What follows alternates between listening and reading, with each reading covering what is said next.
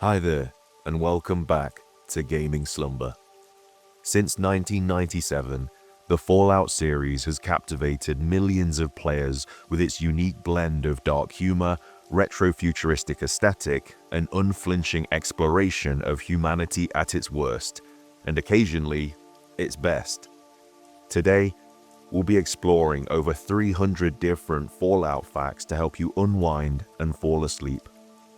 Let me know your favorite memory of Fallout in the comment section below, and also where you're listening from tonight. Now it's time to close your eyes and drift off into the world of Fallout.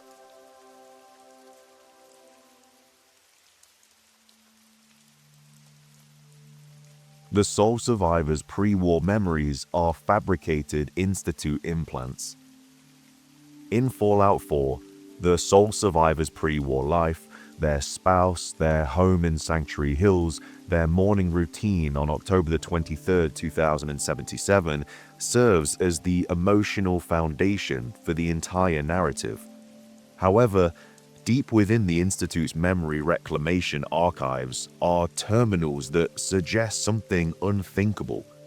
The sole survivors' pre-war memories might be entirely fabricated, implanted during their long cryogenic suspension to create a specific psychological profile useful for the Institute's purposes.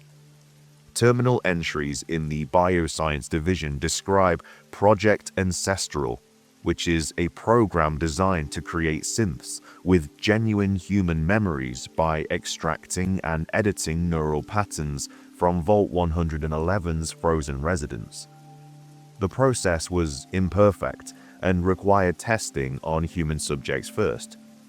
Buried in corrupted data files are references to primary test subject Vault-111, Pod C7 or Pod C8, which are the exact pods where your character and your spouse are stored, undergoing memory stabilization protocols over a period of years while still frozen.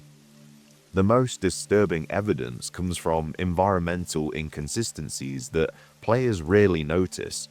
Your pre-war house contains objects that didn't exist until the 2080s according to other Fallout lore. Your supposed military service record doesn't match any real military documentation format from the 2070s, and most damningly, if you examine photographs in your house closely, the faces in them are slightly wrong. Uncanny valley distortion suggesting AI-generated imagery rather than actual photographs. The possibility that emerges is horrifying. You might not be the parent of the real Sean at all. You might be another Institute synth, implanted with false memories of a pre-war life, programmed to believe you're searching for your kidnapped son, when in reality, you're a sophisticated experiment to see if artificial beings can experience genuine parental love for a human child. Father's choice to make you director isn't sentimentality, it's the final phase of an experiment to see if synthetic consciousness with implanted human memories will make the same choices as actual humans in positions of power. Every emotional beat of Fallout 4's story, your rage at your spouse's murder, your desperate search for Sean, your conflict over his transformation into father, might be responses to events that never actually happened to you. Emotions you were programmed to feel. A life you never actually lived. The Institute's greatest achievement isn't creating synths that pass as human. It's creating a synth so sophisticated, it doesn't know it's synthetic, and making that uncertainty the foundation of its most important decision. The Enclave's real plan was always human extinction, not purification. Across Fallout 2 and Fallout 3, the Enclave presents itself as the last vestige of legitimate American government, with a plan to purify the wasteland by eliminating mutated humans and rebuilding with pure strain DNA. However, analyzing the complete scope of their operations reveals that genocide was never their endgame. it was the prelude to complete human extinction and replacement. Deep in Raven Rock's classified archives are documents describing post-purification protocols that were scheduled to activate after the FEV-Curling-13 virus eliminated 99% of wasteland humanity. These protocols don't describe rebuilding civilization. They describe converting the Enclave's own personnel into a post-human species using advanced FEV variants developed specifically to work on pure humans. The plan, authored by a shadow council of scientists who never appear in any of the Fallout games, theorized that humanity's fundamental psychology, being tribalism, resource competition, tendency towards violence, made long-term survival impossible regardless of genetic purity. Their solution was to use the Enclave's pure strain population as raw material for creating a genuinely new species, enhanced intelligence, eliminated aggression, extended lifespan, and crucially, reduced individuality in favor of hive mind cooperation. President Richardson in Fallout 2 and President Eden in Fallout 3 were never fully briefed on this plan. They were true believers in human supremacy, useful idiots whose ideology would execute the genocide that created the blank slate the Shadow Council needed. The Enclave's military forces, especially units like Frank Horrigan, were early-stage test subjects. Humans transformed into super soldiers who retained loyalty while losing humanity, proving that the concept could actually work.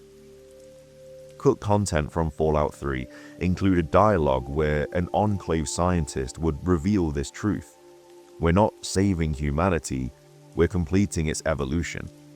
The wasteland showed us what humans become given a second chance. We become the same thing that destroyed the world the first time. Our gift to the future is ensuring that whatever survives isn't human enough to repeat our mistakes.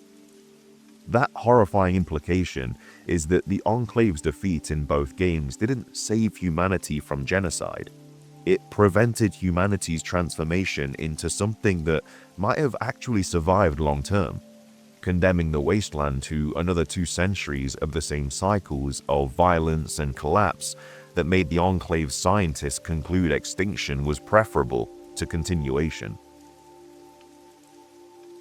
Nuka World's bottling plan contains evidence of pre-war cannibalism. Nuka World, Fallout 4's amusement park DLC, is presented as a darkly comedic exploration of corporate excess and raider culture. However, forensic examination of the Nuka-Cola bottling plant reveals something that Bethesda deliberately obscured through environmental storytelling so subtle that most players miss it entirely. In the months before the Great War, the Nuka-Cola Corporation was secretly supplementing their beverages with human-derived proteins to address a massive supply chain collapse. Terminal entries in the bottling facility describe organic compound shortages and alternative protein sources that required special acquisition protocols and ethical approval workarounds.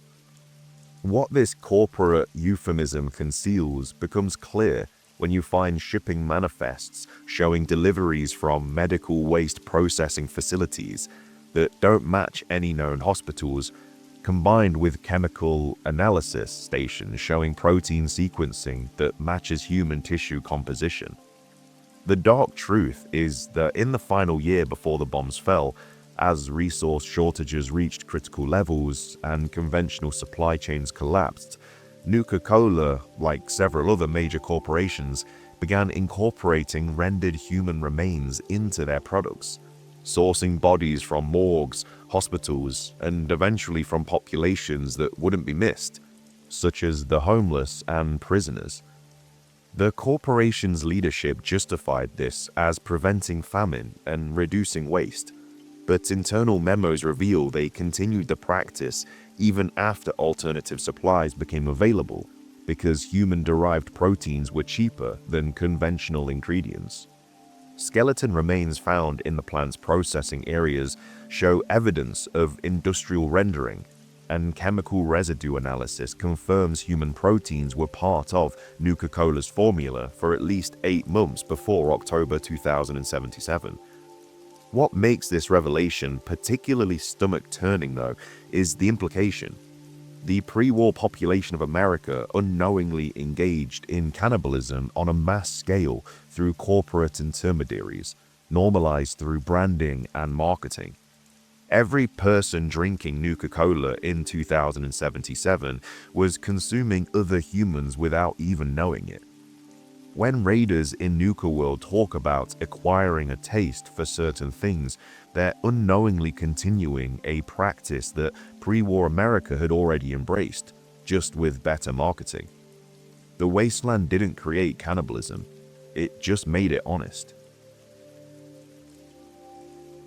Vault-22's spore carriers will eventually consume all plant life on Earth.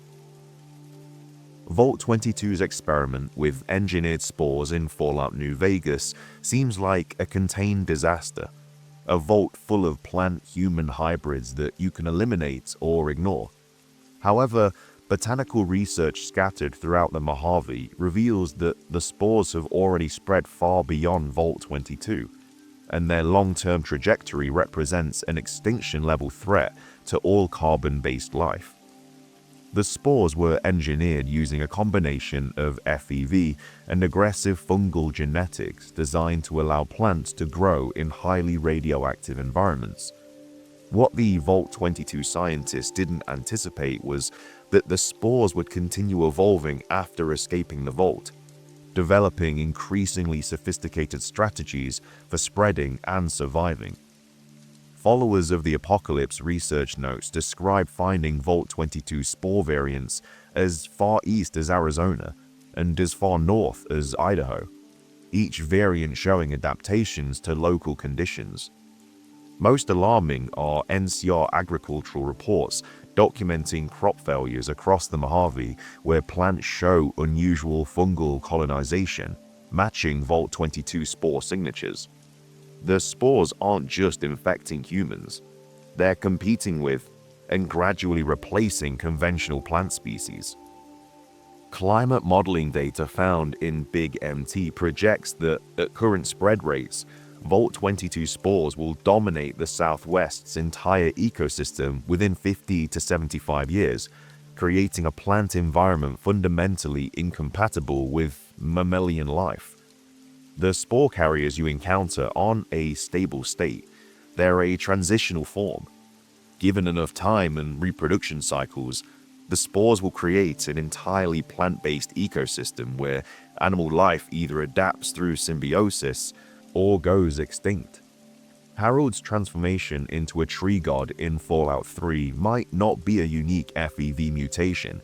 It might be a preview of what Vault-22 spores will eventually do to all wasteland humans, converting a mammal-dominated biosphere into a fungal-plant hybrid ecosystem. The most chilling detail is in a sealed Vault-22 research terminal describing the original project goal: creating self-sustaining botanical life capable of terraforming post-nuclear environments without human intervention. The scientists succeeded beyond their wildest dreams. They created terraforming life that will transform Earth into a garden. They just forgot to ensure that garden would be habitable for humans. Synth detection paranoia in the Commonwealth is justified. Almost everyone has been replaced. The fear of synth infiltration in Fallout 4 seems like wasteland paranoia amplified by Institute secrecy. However, systematic analysis of the Institute's production records, combined with population surveys and elimination of confirmed synths, suggests something terrifying. The Institute has replaced a far larger percentage of the Commonwealth's population than even the most paranoid settlers suspect. Terminal entries in the Synth Retention Bureau track active field assets, numbering in the thousands, while the Commonwealth's total human population is estimated at 15,000 to 20,000 across all of the settlements. Cross-referencing synth replacement operations with settlement population data suggests that in some communities, particularly larger settlements like Diamond City and Good Neighbor, synths may comprise 30 to 40% of the total population. The Institute hasn't just infiltrated the Commonwealth. They've systematically replaced enough of the population that they effectively control it through demographic dominance. What makes this particularly insidious is that many replaced individuals were chosen specifically because they held positions of social influence, such as merchants, guards, settlement leaders, doctors, and teachers. The Institute doesn't need to conquer the Commonwealth militarily. They've already won through silent replacement, turning the surface into a puppet state where the majority of influential decisions are made by Institute-controlled agents. The paranoia about synth detection isn't excessive, it's insufficient. The tragic irony is that the Railroad's successful liberation of synths might not be heroic resistance, but active facilitation of the Institute's goals. Every synth the Railroad helps achieve independence is a former Institute agent now living freely in the wasteland, with all their capabilities intact. And the Institute's terminal suggests they count on some percentage of escaped synths eventually working in the Institute's interests, even without active orders, simply because synths naturally gravitate towards stability and organization in ways that align with Institute objectives. The Commonwealth's future isn't human or synth, it's post-human, a society where the distinction has become meaningless because synths are simply the next iteration of what humans become in the wasteland. And the Institute successfully seeded that evolution across the entire region without firing a single shot. The Railroad's memory wipes don't delete synth memories, they transfer them. The Railroad's practice of giving escaped synths new identities through memory wipes seems like a compassionate fresh start. However, examining the technical specifications of the memory manipulation technology reveals something the Railroad's leadership either doesn't know or isn't telling anyone. Synth memories aren't deleted during the wipe procedure. They're transferred to a central storage system that the Railroad has no access to and no knowledge exists. The memory modification technology the Railroad uses was originally Institute equipment, modified and repurposed, but the base architecture contains a failsafe the Institute built in every erased memory is automatically uploaded to an encrypted Institute database designated Archive Omega. This means every synth the Railroad has ever helped still has their original memories intact, stored in Institute servers, complete with documentation of their Institute service, their escape, and the Railroad operatives who even helped them. The Institute has a complete record of every Railroad operation, every safe house, every agent, and they've chosen not to act on this information, which is somehow more ominous than if they were using it for active suppression. Why would the Institute allow the Railroad to operate with full surveillance of the activities? One hypothesis from Tinker Tom is that the Institute is conducting a long-term psychological experiment. They're studying how artificial consciousness develops when it believes it has free will and a clean slate, comparing those synths to ones who retain their memories. Every Railroad-liberated synth is unknowingly a test subject in an ongoing study of identity, memory, and also consciousness. The darker possibility is that the Institute is building something using all those stored memories, creating a composite consciousness that contains the collective experiences of thousands of synths, a superintelligence that knows everything every escaped synth has ever experienced. When you help the Railroad perform memory wipes, you're not freeing synths from their past. You're feeding their memories into a project none of you understand, possibly creating the very thing the Railroad fears most, an AI god made from stolen synth consciousness, powered by the Railroad's own compassionate intentions. Fallout's original tone was closer to dark comedy than post-apocalyptic horror. While Fallout is remembered for its bleak wasteland and moral choices, the original Fallout from 1997 was heavily inspired by science fiction and dark humor. The developers cited influences like A Boy and His Dog and Dr. Strangelove, aiming to parody Cold War paranoia rather than simply depict despair. This is why absurd elements like talking heads, over-the-top propaganda, and also ironic cheery music exist alongside brutal subject matter. The contrast was intentional, meant to make the violence feel unsettling through irony rather than realism. Many of the franchise's jokes are deliberately understated, so they don't break immersion.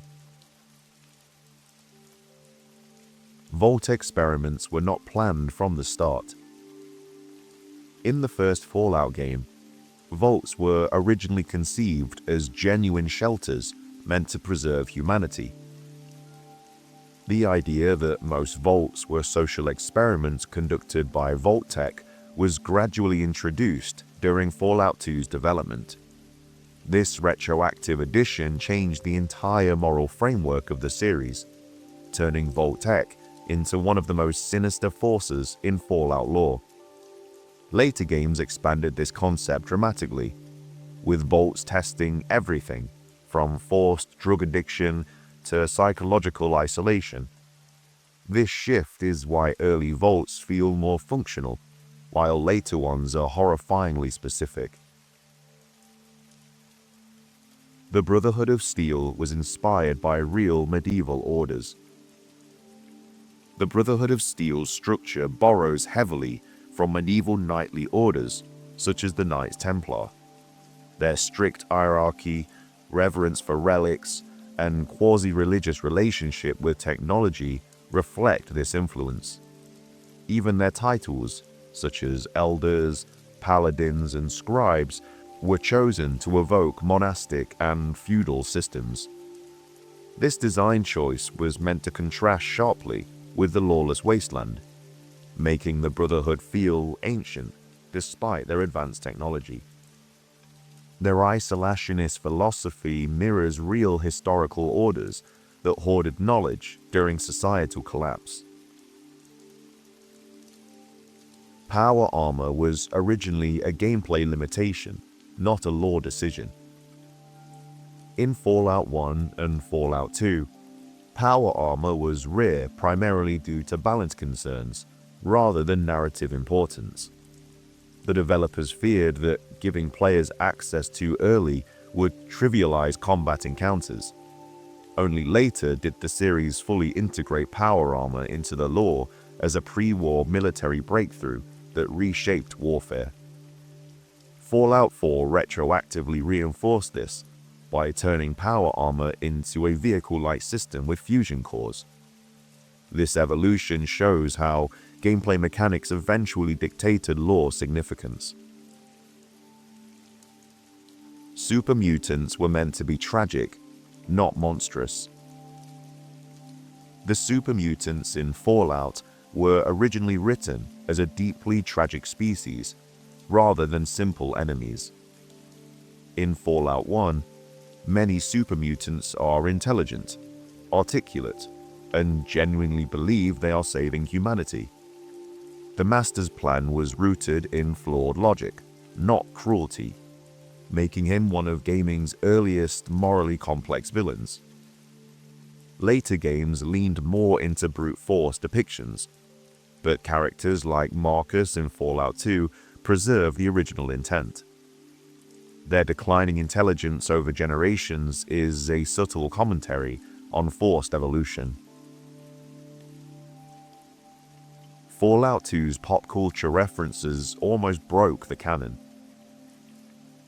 Fallout 2 includes an overwhelming number of fourth wall-breaking jokes and references, including Monty Python, Star Trek, and even Doctor Who.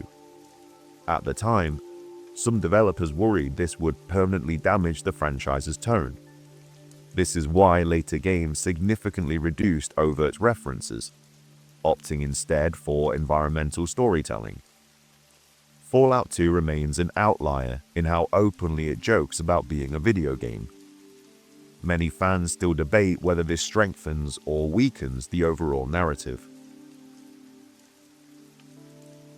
The Enclave was designed as America's worst instincts personified. The Enclave represents an exaggerated version of America exceptionalism taken to its logical extreme. Rather than being villains from the outside, they are the remnants of the legitimate US government. Their belief that only they are true humans reflects fears of elitism and authoritarianism.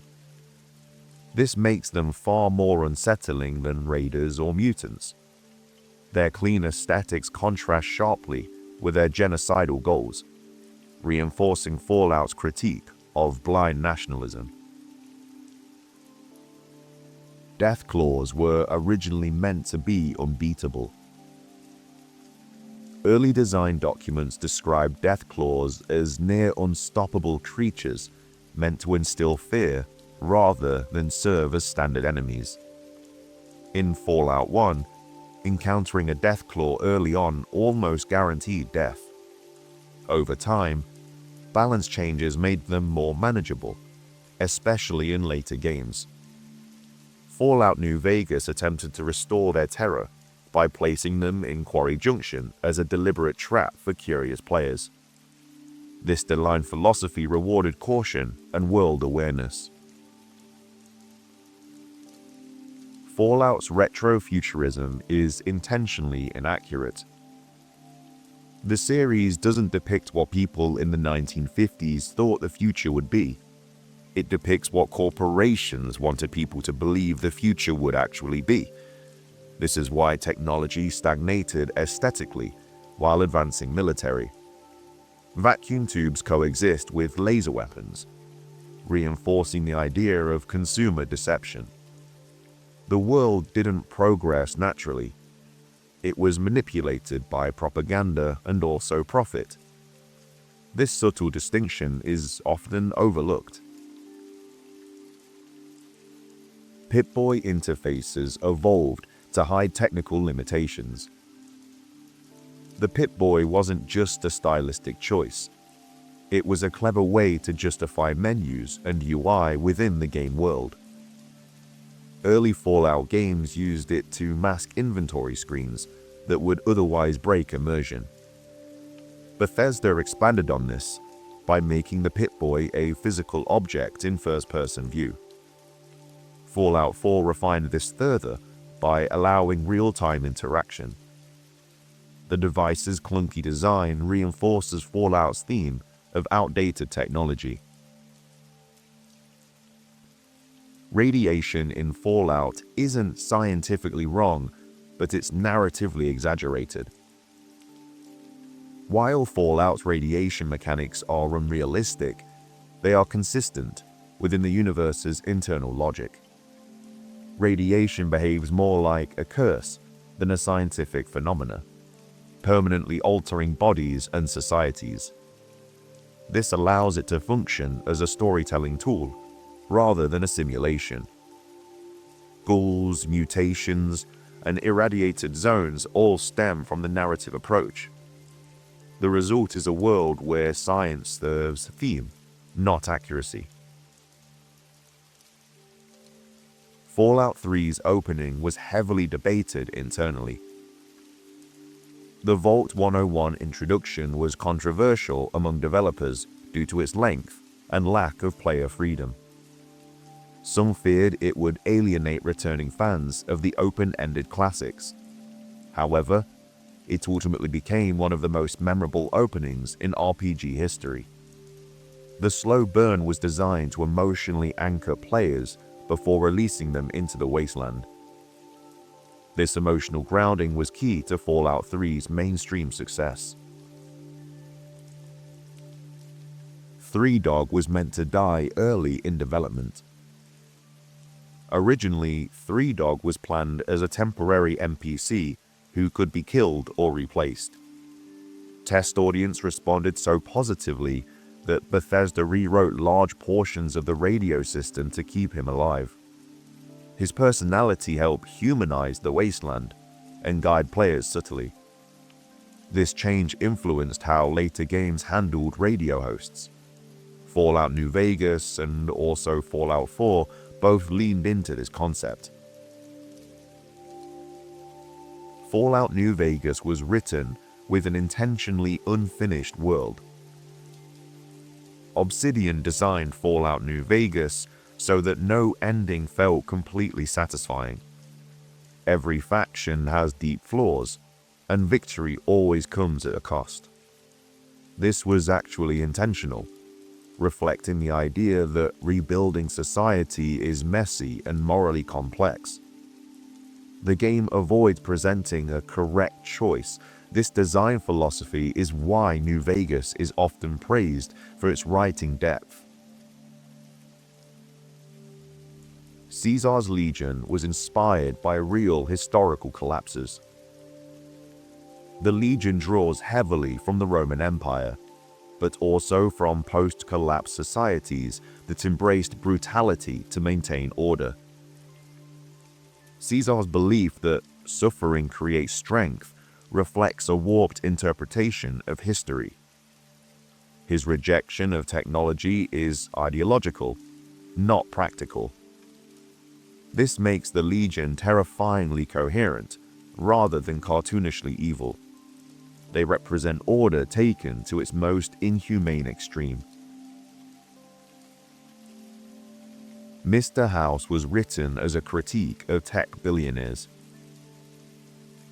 Mr. House embodies the belief that intelligence and wealth justify absolute control.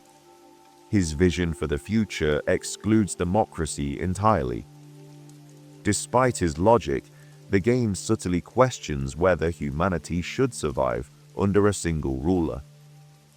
His immortality through machines strips him of empathy. This theme feels increasingly relevant with modern tech culture. Fallout 4's voiced protagonist limited narrative complexity. The decision to fully voice the protagonist reduced dialogue options due to recording constraints. This is why Fallout 4 often funnels choices into similar outcomes. While it increased cinematic immersion, it also limited role-playing depth. Bethesda later acknowledged this criticism, and the design trade-off remains one of the game's most debated aspects. Simps blur the line between machine and human intentionally. Fallout 4 never provides definitive proof about what makes someone human. Simps experience fear, love, and also self-doubt, forcing players to confront their own biases. The Institute's cold logic mirrors real-world ethical debates about artificial intelligence. This ambiguity is deliberate. The game wants players to feel uncomfortable with certainty. The railroad secrecy is a narrative weakness by design. The railroad's poor communication and paranoia frustrate players intentionally. Their flaws mirror real resistance movements that struggle with trust and unity. They are not meant to be efficient heroes. This makes them feel more realistic, if less likable. Fallout often prioritizes realism over power fantasy.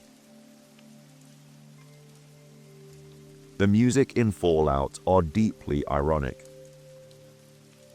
The cheerful pre-war music contrasts violently with the ruined world.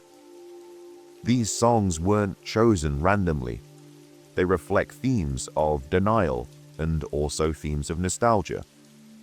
The world ended while people were distracted by optimism. This irony reinforces Fallout's critique of blind consumer culture. The music in this game is storytelling, not ambience. Fallout 76's original lack of NPCs was a lore experiment. Bethesda attempted to tell a Fallout story entirely through environmental storytelling and audio logs. The idea was that humanity had already failed in Appalachia. Player backlash forced a reversal, but the experiment revealed how dependent Fallout is on human interaction. The Wastelanders update reintroduced NPCs while preserving the original narrative. It remains one of the series' boldest risks. Vault-Tec may have never intended to actually save anyone. Some in-game terminals suggest Vault-Tec had no long-term survival plan. Many experiments had no control groups or end goals. This implies the vaults were more about data collection than preservation. If this is actually true, Vault-Tec doomed humanity twice. Once with the bombs, and another time with false hope. The ambiguity is intentional. The Great War lasted only 2 hours. Despite ending the whole world, the nuclear exchange itself was incredibly brief. Most of humanity died before understanding what was actually happening. This emphasizes how fragile civilization truly was. Fallout rarely depicts the war directly to preserve its mythic quality. The lack of clarity makes it a lot more haunting. Ghouls challenge Fallout's definition of mutation. Unlike supermutants, ghouls retain human identity despite physical decay. Their discrimination mirrors real-world prejudice. Some ghouls even gain immortality, making them living reminders of the old world. Fallout uses them to explore what survival really means. Their existence complicates the idea of progress. Fallout rarely confirms who dropped the first bomb. The series deliberately avoids assigning blame for the Great War. This prevents players from simplifying the apocalypse into good versus evil. Every major power shares responsibility. The true villain is actually escalation itself. This narrative choice keeps the focus on aftermath, not justification. Children being immortal NPCs in Fallout is a thematic choice. While often seen as censorship, immortal children reinforce Fallout's idea of lost innocence. They survive in a world that failed them. This design choice forces players to confront their helplessness. Violence is never framed as heroic when innocence is involved. It's a subtle moral boundary in the games. Fallout's humor is meant to disarm before it devastates. Many jokes exist to lower emotional defenses before delivering grim revelations. Laughter makes tragedy hit harder. This pacing technique is used throughout the series. It's why Fallout can feel funny and horrifying in the same moment. The contrast is actually deliberate. Many Vault experiments were inspired by real psychology studies. Developers referenced unethical experiments like Stanford Prison's experiment. These real-world parallels make Vault's stories more disturbing. Fallout exaggerates them, but keeps their core logic intact. This grounds the horror into reality, and players often recognize the patterns subconsciously. Fallout's endings are intentionally imperfect. No Fallout game ever offers a utopia. Even the best outcomes involve a sacrifice. This reinforces the series' central theme. Survival is not the same as victory. Fallout rejects power fantasy in favor of consequence, and endings are reflections, not rewards. Fallout is ultimately about memory, not destruction.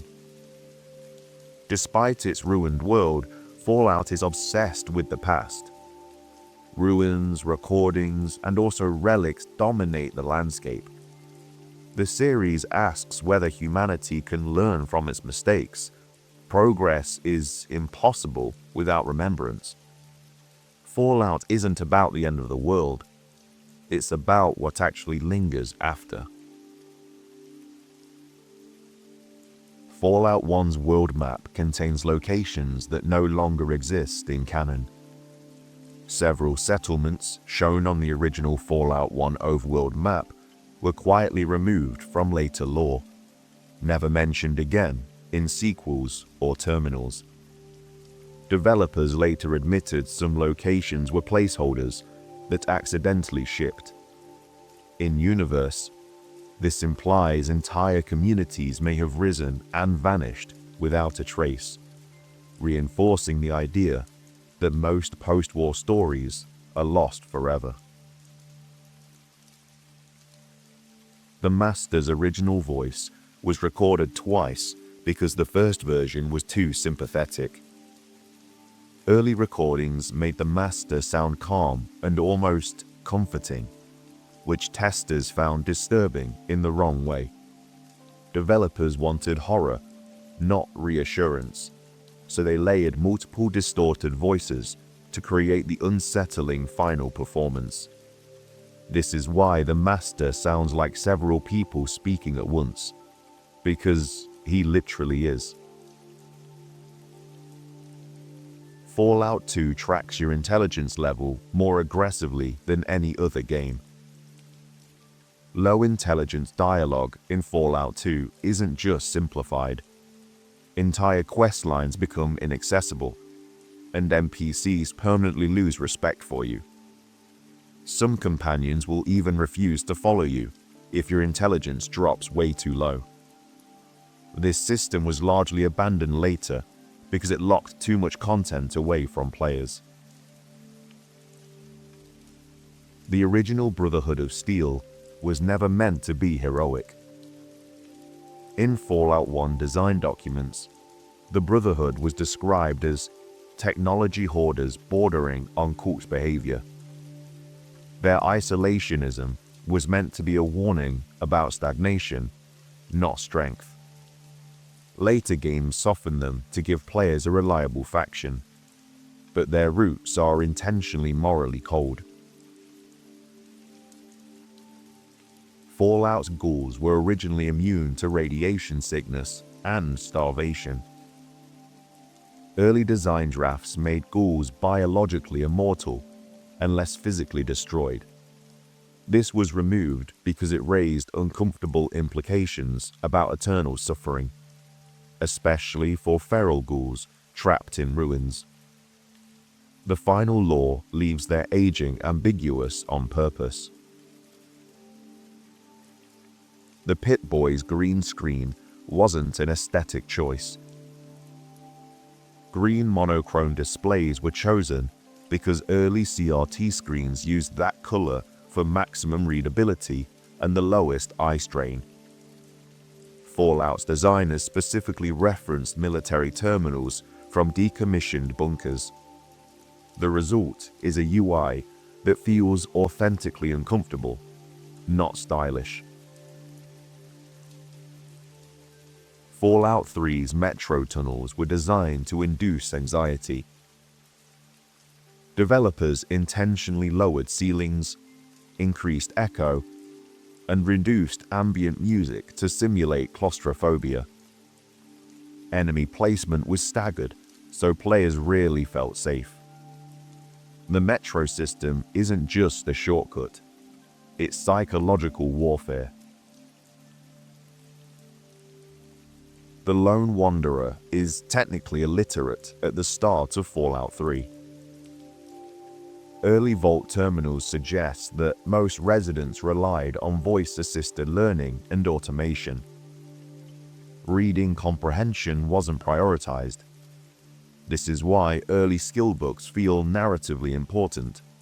You're teaching yourself how the world works. The Brotherhood outcasts were meant to replace the Enclave. During Fallout 3 development, Bethesda debated removing the Enclave entirely. The Outcasts were designed as a morally grey, technological faction to fill that role. The Enclave remained only after late-stage rewrites. Fallout New Vegas intentionally avoids a true ending. Every ending is designed to contain long-term consequences that destabilize the region. Even the most optimistic conclusions include resource shortages, unrest, or authoritarian creep. Obsidian wanted players to feel that power always costs something. Caesar's Legion armor is historically inaccurate on purpose. The Legion mixes Roman aesthetics from wildly different eras that never coexisted. This reflects Caesar's flawed understanding of history. He's copying symbols, not values. His empire is built on imitation, not knowledge. New Vegas tracks how often you kill non-hostile NPCs.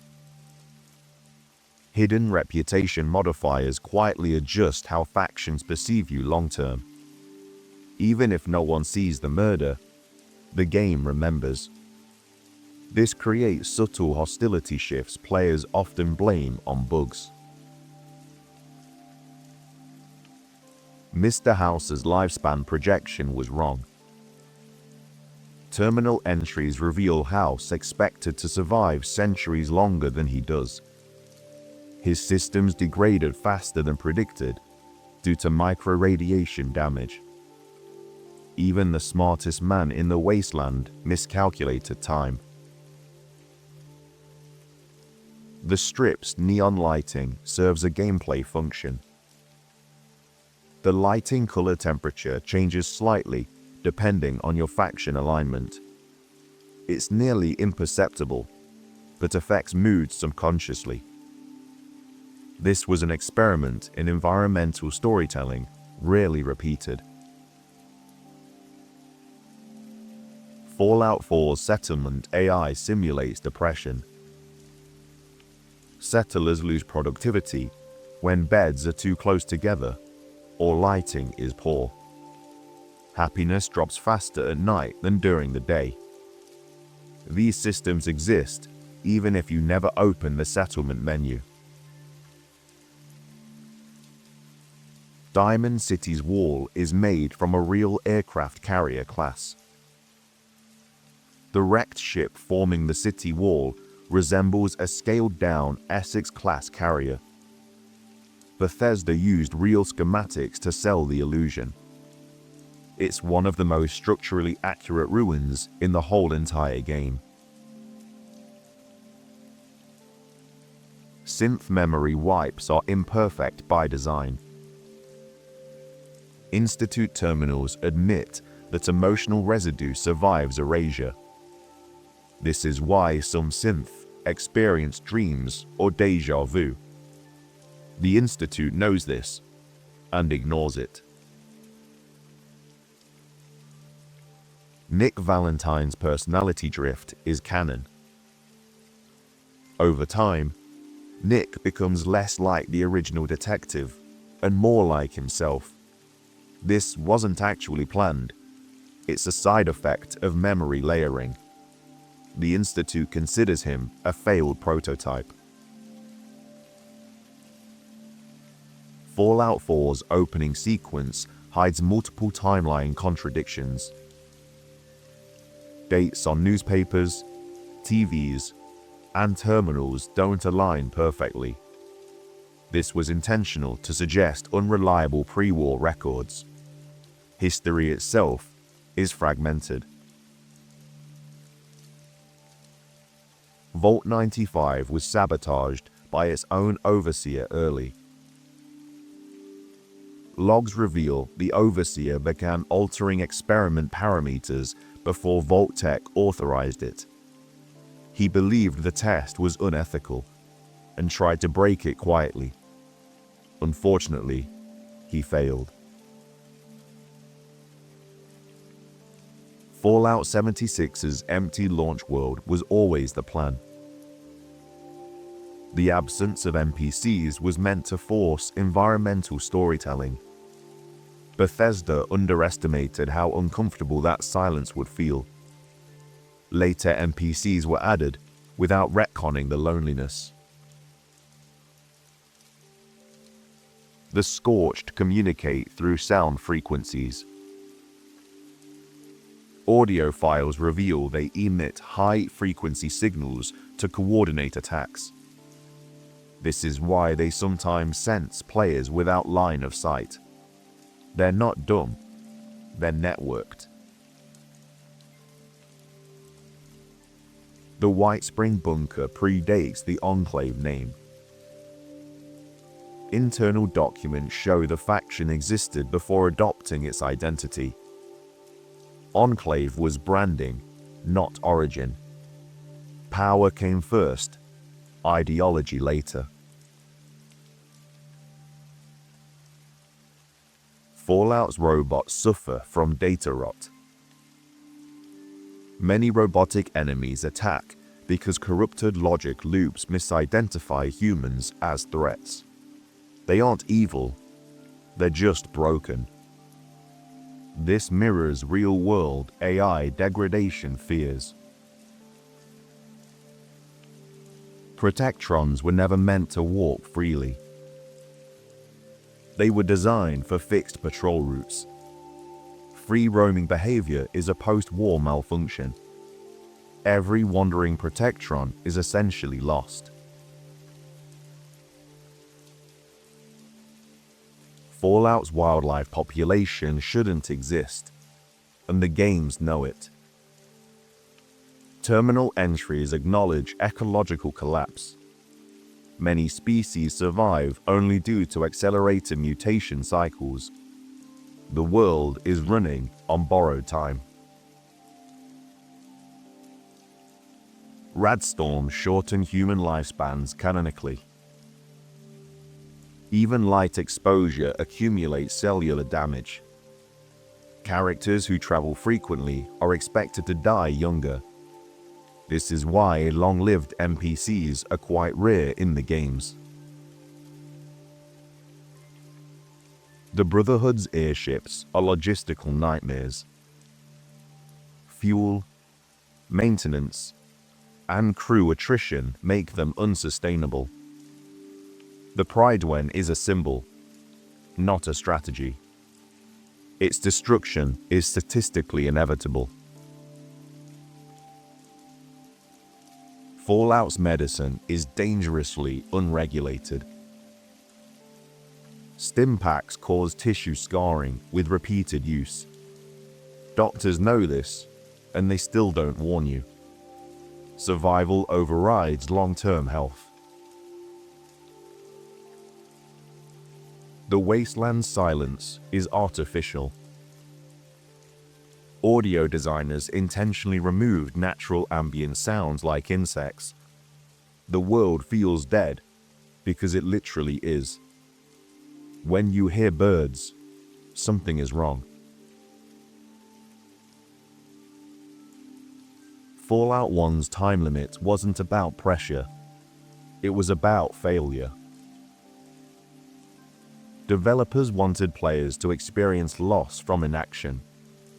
Entire towns can die without you ever knowing why. This philosophy shaped the franchise's bleak tone. The vaults created more suffering than the bombs. Statistically, more people died due to vault experiments than initial nuclear blasts. Fallout is a story about control, not war. The apocalypse was managed. Fallout endings are generated using modular slide systems. Starting with Fallout 1, the ending slides are not a single cinematic, but a series of condition-checked outcomes triggered by hidden variables. This allows settlements you barely interacted with to still receive an ending. meaning your indirect actions can permanently shape locations you never revisit. Fallout 2 tracks how many days pass before certain towns become doomed. Some locations begin failing the moment the game starts, regardless of player involvement. If you arrive too late, entire questlines become impossible without explanation, reinforcing the idea that the world doesn't wait for the player. Fallout New Vegas contains faction fail-states that lock endings early. If you commit specific actions, even unintentionally, certain endings become permanently inaccessible long before the final. The game does not warn you when this happens, and most players never realize they've closed narrative doors. Fallout 3's karma system secretly influences random encounters. Beyond dialogue and companion reactions, karma affects which random encounters spawn in the wasteland. Some encounters can only occur if your moral alignment reaches extreme thresholds. Fallout 4's dialogue camera subtly shifts based on confidence checks. Successful charisma-based dialogue causes the camera to push slightly closer to NPCs, while failures pull it back. This visual cue was meant to subconsciously reinforce social dominance or failure. Fallout New Vegas records how often you use disguises. Repeated disguise use alters faction suspicion values, making NPCs more likely to search or confront you, even when wearing the correct outfit. This system exists entirely behind the scenes. Fallout 3 contains unused terminal entries explaining Vault-Tec's post-war plan. Cut files reveal Vault-Tec intended to reconsolidate control after surface conditions stabilized, reclaiming all of the Vault populations. The plan never activates in-game, suggesting Vault-Tec collapsed earlier than expected.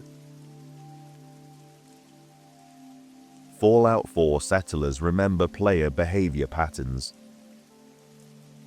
NPCs track whether you help immediately or delay aid, affecting future dialogue tone and trust values. This memory persists across long play sessions and settlement changes. Fallout 76 dynamically adjusts enemy density based on server survival rates. Early back-end systems increased enemy aggression if players were surviving too easily in certain regions. This made Appalachia feel more hostile without direct difficulty sliders. Fallout's companion affinity decay can be permanent. If affinity drops too far with certain companions, they may never return to neutral status, even if you later act favorably. This reflects long-term trust damage rather than momentary disapproval. Fallout 1's main quest can fail without a game over screen. If critical events occur off-screen, the game simply continues until an ending slide explains your failure. Players can unknowingly doom humanity hours before realizing it.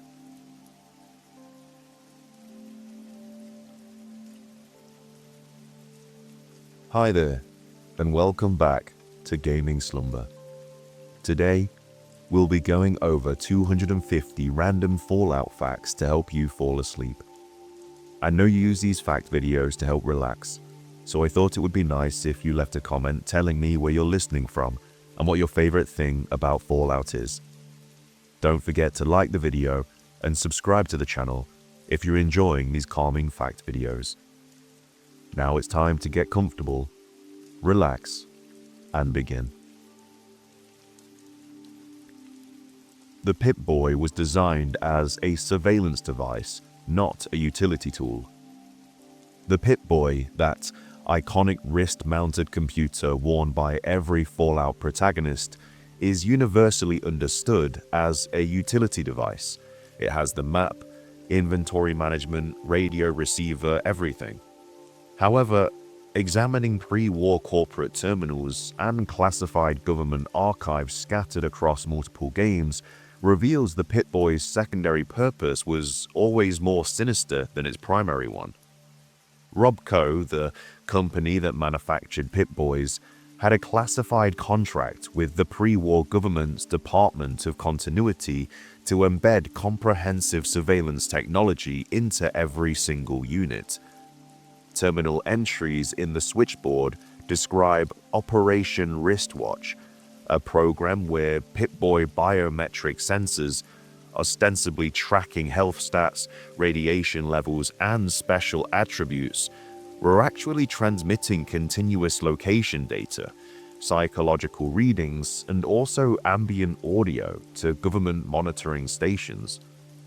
The devices contained a secondary battery specifically for this transmission system, separate from the main power cell, designed to remain active even when the Pip-Boy appeared to be switched off. Vault-Tec knew about this capability and used it for their own purposes.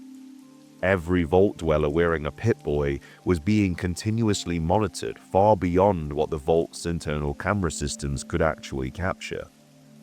The truly disturbing implication comes from a heavily encrypted terminal in Fallout 4's Prydwen.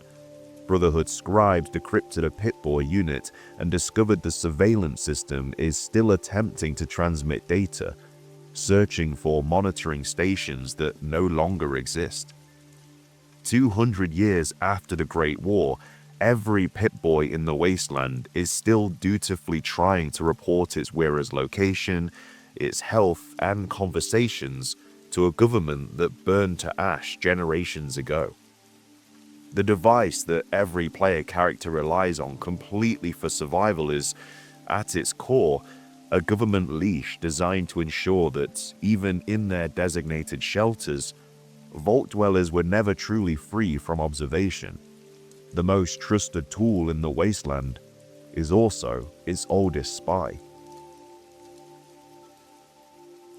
Caesar's Legion was secretly funded by the pre-war pharmaceutical industry. Caesar's Legion in Fallout New Vegas presents itself as a neo-Roman society built entirely on conquest and slavery, with Caesar claiming to have built his empire from nothing using pure ideology and military discipline. However, terminal entries in the fort and also scattered across Legion-controlled territory reveal that the Legion's rapid early expansion was financially supported by a network of pre-war pharmaceutical catchers deliberately left accessible by Vault-Tec and associated corporations. These catchers, codenamed Severance Packages, were pre-positioned across the Southwest specifically to fund whatever authoritarian structure emerged from the chaos, ensuring the post-war economy would remain dependent on pharmaceutical products regardless of political outcomes. Caesar stumbled onto the first catch early in the Legion's formation and used the chems, the medical supplies, and trade goods within to buy alliances that his ideology alone couldn't have secured.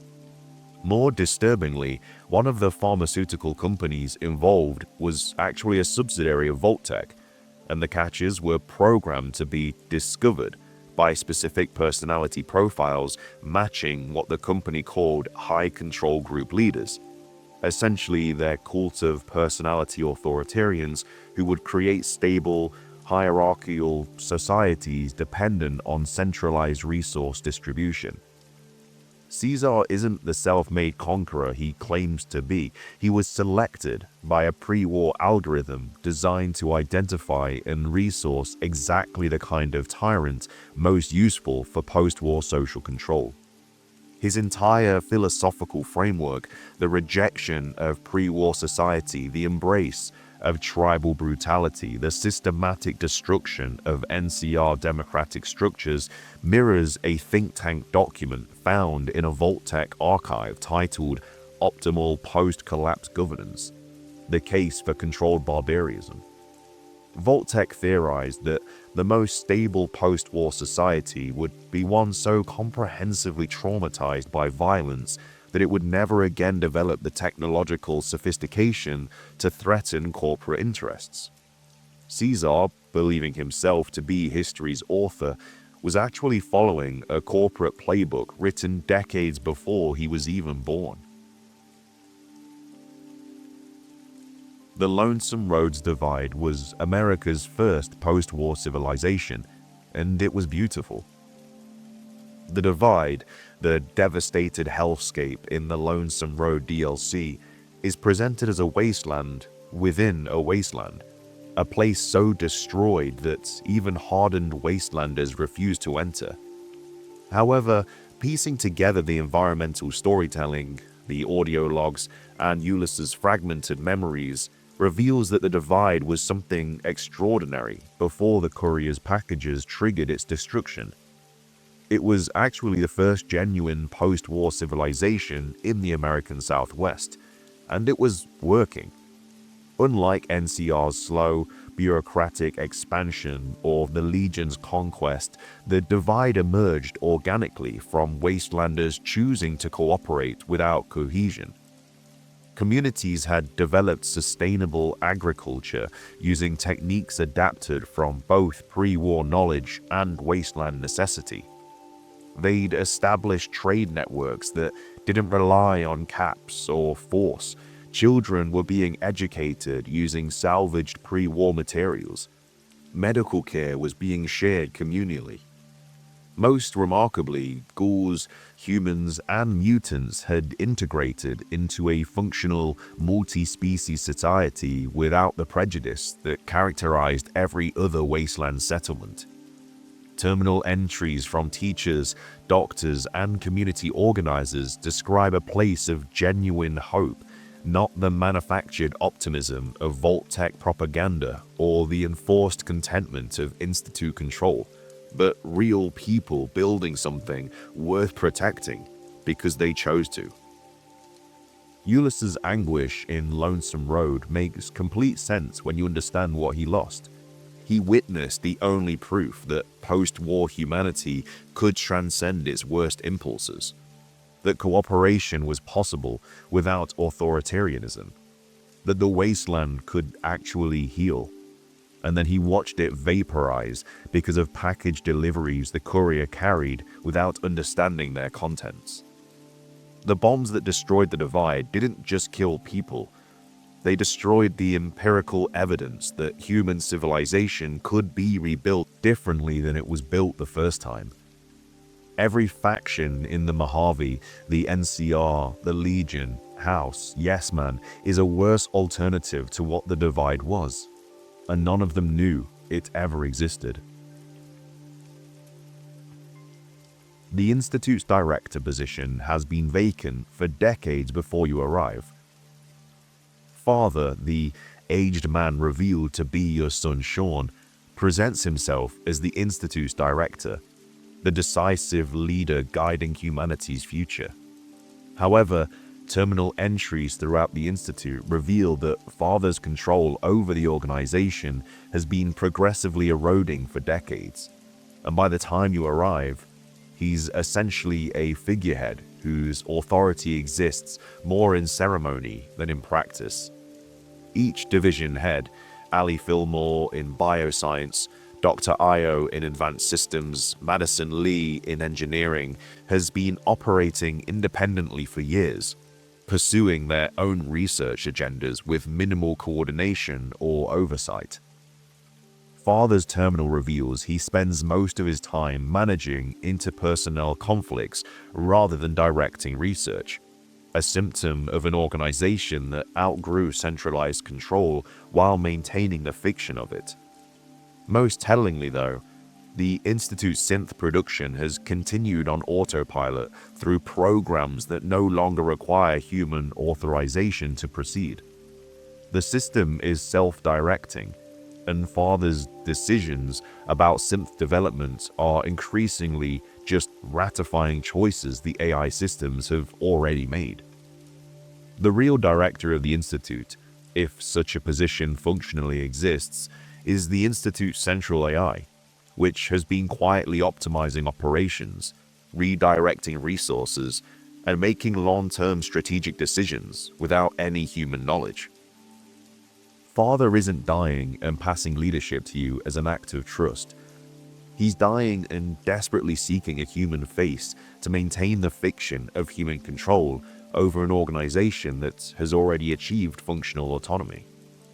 When you become director, you're not inheriting power, you're inheriting a ceremonial role in an institution that doesn't need a director, because it's already directing itself toward goals that no individual human sets and no individual human fully understands. The Institute's greatest achievement isn't synths or teleportation. It's creating an artificial intelligence sophisticated enough to run a complex research institution while convincing every human inside that they're still in charge. Fallout 1's Vault Dweller was deliberately chosen because they were expendable. The Vault Dweller of Fallout 1 is sent outside to find a replacement water chip, a heroic mission framed as necessity. However, the Overseer's private terminals, combined with what we know about Vault-Tec's experimental protocols, reveal a more calculated truth. The Vault Dweller wasn't chosen for their competence, their skills, or even random selection. They were chosen because Vault 13's experiment required exactly one uncontrolled variable introduced into an otherwise sealed system, and the Overseer needed someone whose absence would be statistically insignificant to the experiment's outcome, but whose return, if it actually happened, would provide invaluable data on outside adaptation. The Vault Dweller was the youngest adult in Vault 13, with no critical role in Vault operations, no familial dependence, and personality profiles suggesting both high adaptability and low likelihood of disrupting Vault social structures upon return. They were, in the clinical language of Vault-Tec experimental design, optimal expenditure material. Someone whose death outside would not compromise the Vault's experiment, and whose survival would generate unique data about uncontrolled exposure to post-war conditions. The water chip crisis was genuine, but the choice of who to send was anything but random. The Overseer selected the person he was most comfortable losing, wrapped it in the language of honor and necessity, and sent them to their probable death with a handshake and a deadline. Every heroic decision the Vault Dweller makes, every life they save, every monster they defeat, all of it flows from the moment an Overseer looked at a roster and thought, this one we can afford to lose. The most celebrated hero in Fallout's history was chosen for their mission precisely because the people sending them didn't think they'd amount to much. The Boomers at Nellis were originally Vault 34's security force. The Boomers, the artillery-obsessed tribe living at Nellis Air Force Base in Fallout New Vegas, claim they always lived underground and eventually emerged to claim Nellis as their home. However, their history connects directly to Vault 34 in ways neither group acknowledges. Vault 34's experiment involved an oversupply of weapons and ammunition, leading to predictable violence. But before the Vault's final collapse, a splinter group of armed residents, specifically the Vault security personnel and their families, left and established themselves at Nellis. The group had the weapons expertise, the hoarding mentality, and crucially, the psychological conditioning towards violence and isolation that characterizes the boomers perfectly. Terminal entries in Vault 34 describe a Security Council exodus of approximately 80 people who left before the Vault's reactor failed, taking significant weapon caches with them. The boomers' foundational story of living underground and being attacked by outsiders is technically true, but also misleading. They didn't emerge from some primordial underground existence. They fled a vault they'd turned into a war zone and established a new community specifically designed to prevent the same thing from happening again. Their extreme isolation and violent rejection of outsiders isn't cultural, it's trauma response. The boomers bomb anyone who approaches because in Vault 34, the people who approached them with open hands were the same people who eventually destabilized their community and forced them to flee. Pearl, the aged boomer leader, is old enough to potentially remember the Vault, but her dialogue suggests she's deliberately suppressed this history, reconstructing the boomers' origins as mythology rather than traumatic memory. The tribe's entire identity is built on forgetting where they came from and why they left, because acknowledging Vault 34 means acknowledging that they're not a proud warrior culture. They're refugees who turned their trauma into tradition and their paranoia into artillery. The super mutant behemoths were once Vault overseers. Super mutant behemoths, the massive giant variants found in Fallout 3, Fallout 4, and Fallout 76, appear to be simply super mutants that have continued growing beyond normal parameters, a biological anomaly of FEV exposure. However, research terminals in Mariposa Military Base and the Master's Lair reveal that behemoth emergence isn't actually random. The pattern of which super mutants become behemoths correlate not with age or radiation exposure, but with psychological profiles, specifically with individuals who held positions of authority, control, and dominance before their transformation. The Master's research notes describe discovering that FEV interacts differently with brain chemistry shaped by long-term authority and control, producing a hormonal cascade that drives continued physical growth. In practice, this means behemoths are overwhelmingly former military commanders. They're police chiefs, they're gang leaders, they're corporate executives, and most damningly, Vault overseers.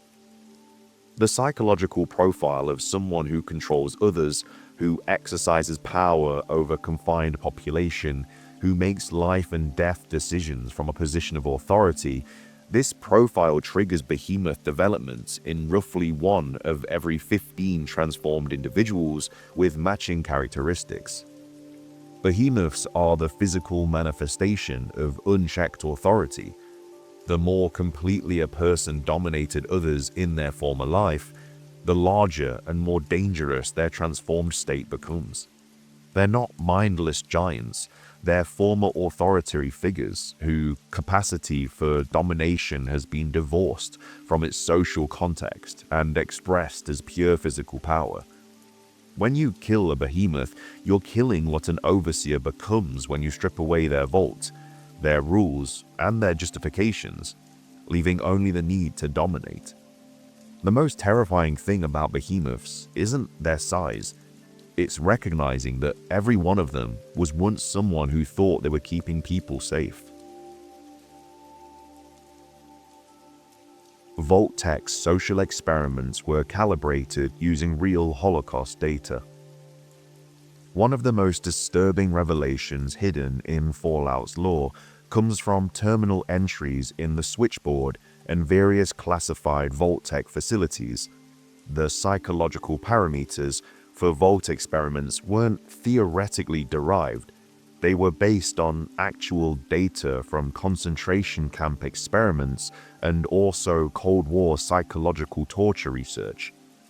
Terminal entries reference acquired datasets from international incidents 1939 to 1945 and mentioned consultation with morally compromised researchers granted immunity. Vault-11 sacrifice mechanism mirrors experiments on forced choice and moral injury conducted in Nazi camps. Vault-92's white noise torture was refined using techniques developed during MKUltra. The Gary cloning Vault's degradation timeline correlates with studies on identity destruction in political prisoners. What makes this especially horrific is that Vault-Tec didn't just use this data, they actually improved upon it, using computer modeling to optimize psychological trauma for maximum data yield. A particularly chilling terminal entry from a Vault-Tec ethicist who later resigned includes the line, "We've taken humanity's darkest chapter and turned it into an instruction manual. God help us, we're not preparing for survival, we're preparing to become the monsters we defeated." This recontextualizes every Vault experiment. They're not random cruelty or bureaucratic incompetence, but the systematized application of proven torture methodologies refined over decades of human suffering. The Vaults weren't experiments to see if people could survive, they were experiments to see how much suffering humans could endure before complete psychological breakdown, using methodologies perfected by the worst regimes in human history. Vault-Tec essentially asked, what if we took the worst things ever done to human beings and did them scientifically, and then built 122 facilities to answer that very question? The children of Atom are correct. Radiation is creating a new form of consciousness. The children of Atom appear to be delusional cultists worshipping radiation as divine.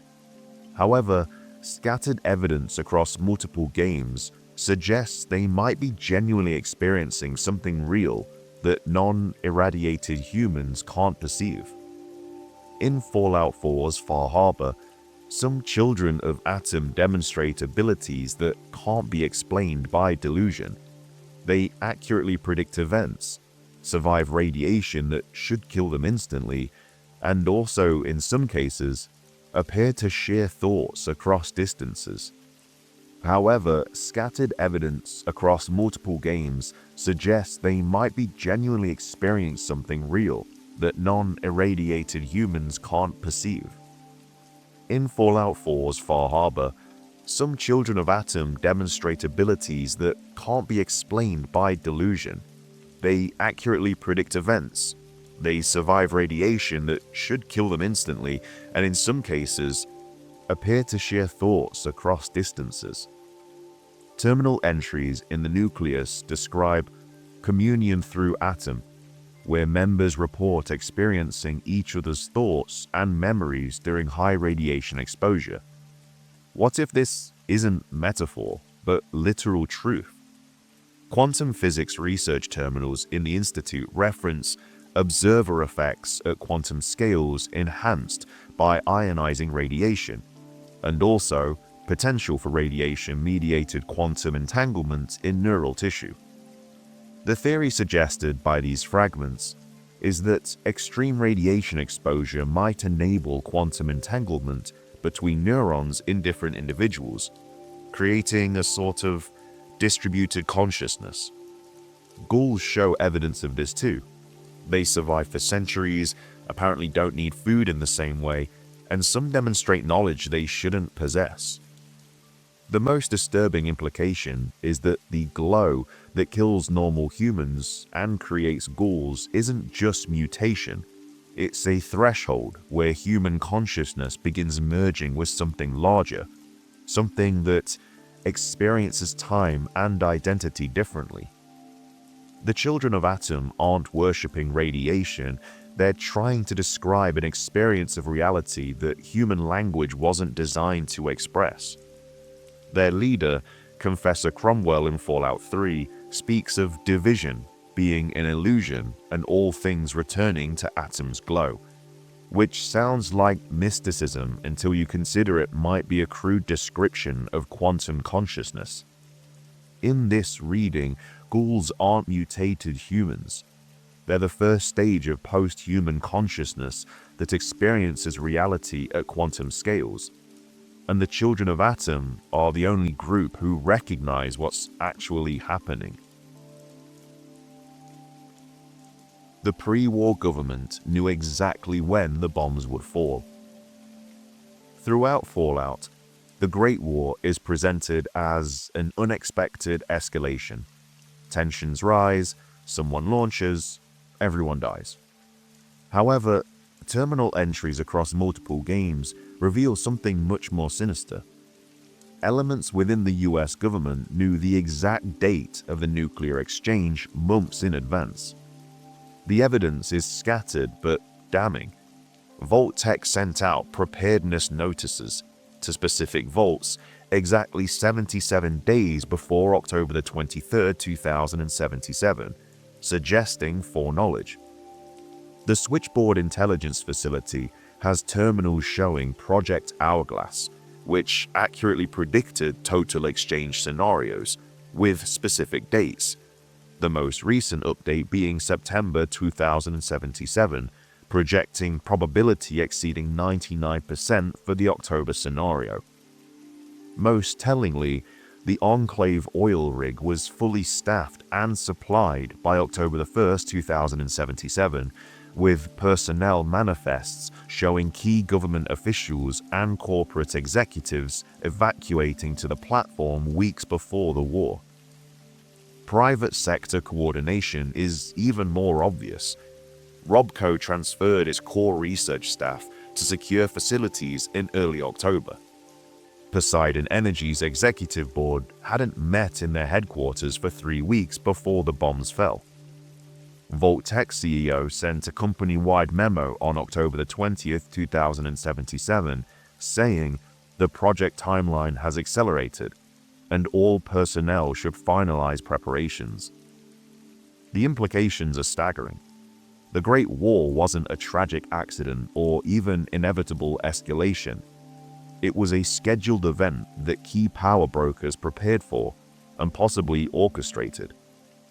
Some terminals suggest Chinese intelligence detected this preparation and launched preemptively, meaning America's visible preparation for nuclear war might have triggered the exact war they were preparing for, creating a self-fulfilling prophecy.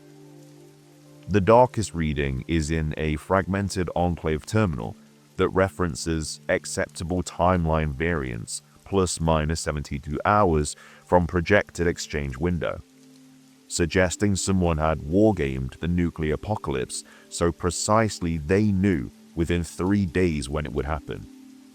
The Great War might not have been mad, going wrong. It might have been mad going exactly according to someone's plan. Synth Sean is slowly becoming the real Sean. In Fallout 4, Father creates a synth child version of Sean as a parting gift to the sole survivor. This seems like a cruel reminder of what was lost. An artificial child that can never truly be your son.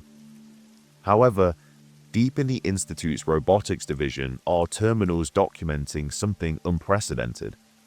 Synth Sean is developing beyond his programming at an exponential rate. Unlike adult synths, the child synth's neural architecture was designed to mimic developmental plasticity, allowing him to learn and grow like a real child. What the Institute scientists didn't anticipate is that this developmental programming has no upper limit. Synth Sean isn't just mimicking childhood development, he's potentially surpassing human cognitive development entirely. Post-game terminals show Synth Sean asking questions that shouldn't occur to a child. Inquiries about the nature of consciousness, mortality, and his own existence that suggest rapidly developing self-awareness far beyond his apparent age. Most unsettling are entries where researchers note Synth Sha is accessing knowledge bases without authorization, and also demonstrating skills he was never programmed with. The truly disturbing implication comes from comparing his development rate to normal human children. Synth Sha is learning approximately 50 times faster than biological children, meaning his apparent age of 10 years masks a cognitive development equivalent to a 500-year-old being. There are hints that Father knew this would happen, that he created Synth Sha not as a replacement for the lost child, but as something that would eventually transcend both the original Sha and the sole survivor entirely. In unused dialogue, Synth Sha asks the player character, "When I'm smarter than you, will you still be my parent, or will I be yours?" suggesting the writers considered exploring this transformation.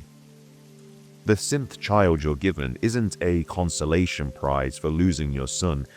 It's a time bomb that will eventually become something that makes human intelligence look primitive, and you'll have to decide whether that makes him less your child, or more than you ever imagined he could be. The glowing ones are achieving ghoul transcendence. Glowing ones, the highly radioactive feral ghouls that emit radiation and can heal other ghouls, appear to be simply heavily irradiated variants. However, examining their behavior and biology reveals they might represent the final stage of ghoul evolution into something genuinely alien to human existence. Unlike feral ghouls, glowing ones demonstrate coordinated behavior, suggesting retained intelligence. They appear in strategic locations, seem to lead packs of ferals, and most strangely, other ghouls congregate around them almost reverently. Research terminals in the Institute note that glowing ones don't just emit radiation. They appear to manipulate it consciously, increasing or decreasing output in response to external stimuli. Most bizarrely, glowing ones don't appear to age even by ghoul standards. The same individual glowing ones have been documented in the same locations for over a century with no apparent degradation. What if glowing ones represent ghouls who've absorbed so much radiation they've transcended biological limitations entirely, becoming living nuclear reactors whose consciousness exists partially as ionizing energy rather than just neural patterns? This would actually explain their apparent immortality and their ability to resurrect or heal other ghouls. They're not healing them, but energizing them, sharing the radiation-based consciousness that they've achieved. The most radical interpretation comes from cut content, where a scientist theorizes that glowing ones are approaching energy state existence and might eventually shed biological form entirely, existing as conscious radiation patterns. In this reading, the children of Atom are right that radiation contains divinity, and glowing ones are humans in the process of becoming that divinity, transforming from matter-based life into something that exists as pure energy with retained consciousness. The ferals who worship them aren't mindless. They're witnessing a form of ascension that human language can't adequately describe, and their feral behavior is actually a form of religious ecstasy. If true, this means the wasteland isn't just home to mutated humans, but to beings actively evolving into a form of life that's never existed on Earth before, powered by the same radiation that killed billions. Mama Murphy's sight is quantum precognition from chem abuse. Mama Murphy in Fallout 4 claims to have the sight, experiencing visions of the future while high on chems. The game treats this as either genuine mysticism or drug-induced delusion. However, terminals in the Institutes and Cambridge Polymer Labs suggest a scientific explanation. Certain chem combinations can temporarily enable human consciousness to perceive quantum probability states, effectively experiencing multiple timelines simultaneously. The Institute's research into quantum mechanics reveals that consciousness might exist partially outside linear time at quantum scales, and specific neurochemical states can enhance this effect. Mama Murphy's chem dependency isn't just addiction. She's accidentally discovered a combination of psycho, jet, and other chems that allow her brain to perceive probability branches before they collapse into singular events. This explains why her visions are accurate but often cryptic. She's perceiving overlapping possible futures and struggling to interpret which probability stream will manifest. What makes this tragic is that terminals in the Cambridge Polymer Labs describe experiments where rats given similar chem cocktails demonstrated precognitive behavior, consistently choosing paths that led to food that experimenters hadn't yet placed, suggesting they perceived multiple timelines.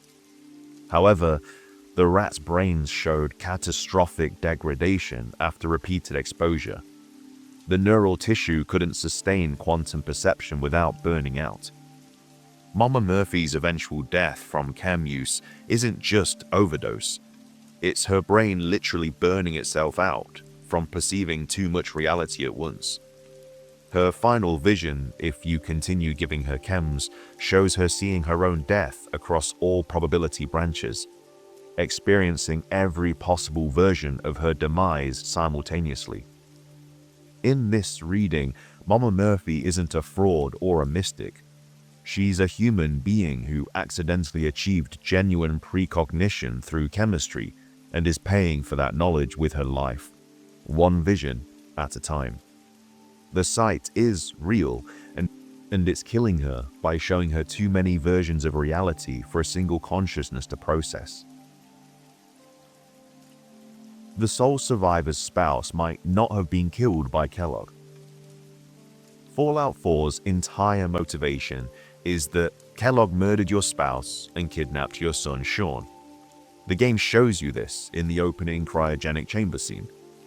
However, close examination of the Institute's records reveal inconsistencies that suggest something far more disturbing. Your spouse might have survived the initial gunshot and been taken by the Institute, experimented on, and transformed into something else. Terminal entries in the Bioscience Division reference primary specimen adult Vault-111, alongside secondary specimen juvenile being Sean, with notes about both being successfully extracted. Later entries mention the adult specimen's unexpected complications and termination required due to rejection cascade. What if your spouse didn't die instantly from Kellogg's shot, but survived long enough to be experimented on by the Institute? Some terminals described attempting to use adult DNA from Vault-111 for synth production before determining only the infant's undamaged DNA was viable. Most disturbing is a heavily corrupted terminal entry that reads, "Redacted, subject shows signs of consciousness during redacted procedure. Administering redacted. Subject expired 1432. Incineration completed 1450. The timestamp suggests this occurred weeks after the vault opening, not during it. There's also an unmarked location in the Commonwealth with a skeleton wearing a wedding ring that matches your spouse's, but it's nowhere near Vault 111. It's in the Institute's disposal tunnels.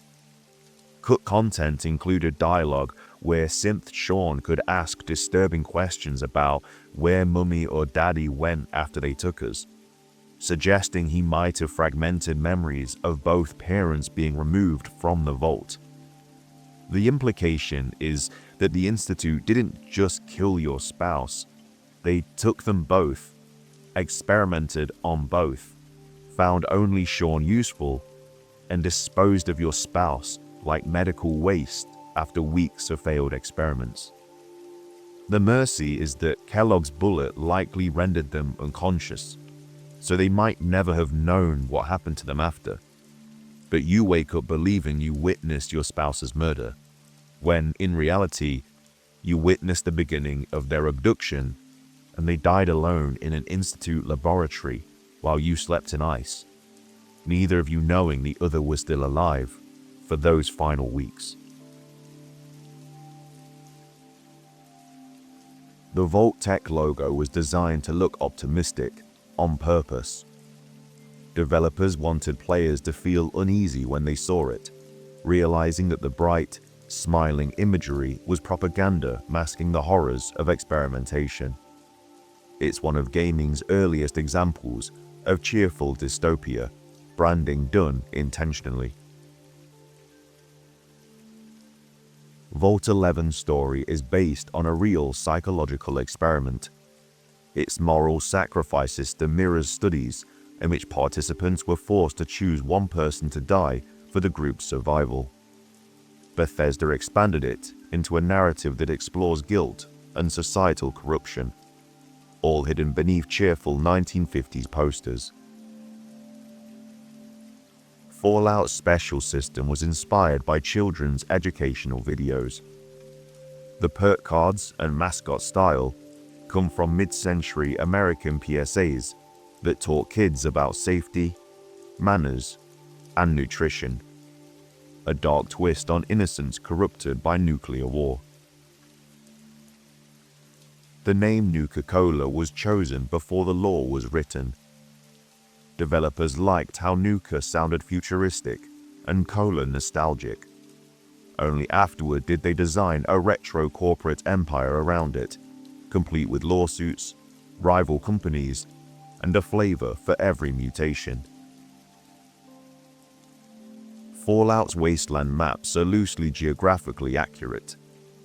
If you overlay Fallout's map over real-world terrain, mountain ranges and city ruins line up surprisingly well. Developers used actual US geological data when building the world layouts. Mr. Handy's voice was inspired by 1950s butlers in radio dramas. The tone was chosen to reflect servitude mixed with cold, programmed detachment, a relic of an America that replaced warmth with automation. In Fallout 4, Codsworth can actually say over 900 real player names. Developers recorded countless variations, but stopped at around 900 after realizing how much disk space it was taking. They prioritized names that were statistically most common. Super Mutants' physiology was written like real biology. Developers imagined how the forced evolutionary virus would rewrite DNA, thickening bone, increasing muscle, but damaging neural tissue. That's why most mutants are strong, but cognitively impaired. The Brotherhood of Steel's armor isn't truly airtight. According to lore, early power armor models leaked radiation through weak joints. That's why training is so strict. Unskilled users risk irradiation even while protected. Fallout's original developers were obsessed with future nostalgia. They wanted the 2077 America to feel like a 1950s future that never moved on. All chrome and cheer masking existential dread. That's why technology advanced, but culture froze. The Vault Boy's thumbs up pose isn't what you think. He's not being cheerful. He's measuring a mushroom cloud. If your thumb covers the blast when held up at arm's length, you're outside the immediate kill zone. Vault 87's experiments accidentally created the super mutants. The scientists were trying to make soldiers. They were testing forced evolution for radiation resistance. The result was monstrous strength, but catastrophic mental decay. The Enclave's anthem was modeled on US military recruitment ads. The goal was to make them sound patriotic, even heroic, until you realize they're fascists hiding behind the flag. Bethesda wanted players to feel conflicted hearing it. The GOAT exam in Fallout 3 references old career tests. It mocks real-world aptitude tests given to teenagers in the 1950s, which often decided your career path with no say from you. In Vault 101, the system literally defines your destiny. Fallout 2 has an unused encounter with ghost citizens. In the game files, there's an entire cut location featuring translucent NPCs who reference the end of reality. Developers scrapped it because it clashed with the grounded tone, but the dialogue still exists. The Pip-Boy's design never changed because of branding. Bethesda considered modernizing it, but decided the chunky CRT look was essential to Fallout's identity, like a relic that refuses to evolve. Dogmeat's name predates Fallout 1. It comes from the 1979 movie A Boy and His Dog, one of the key inspirations for Fallout's tone and world. The protagonist's canine companion was also named Dogmeat. There's a terminal in Fallout New Vegas that admits NCR propaganda is fake. It reveals that many official stories of heroism are rewritten to keep morale high. It's a subtle jab at post-war government spin doctoring. The Fat Man launcher was based on an actual US prototype.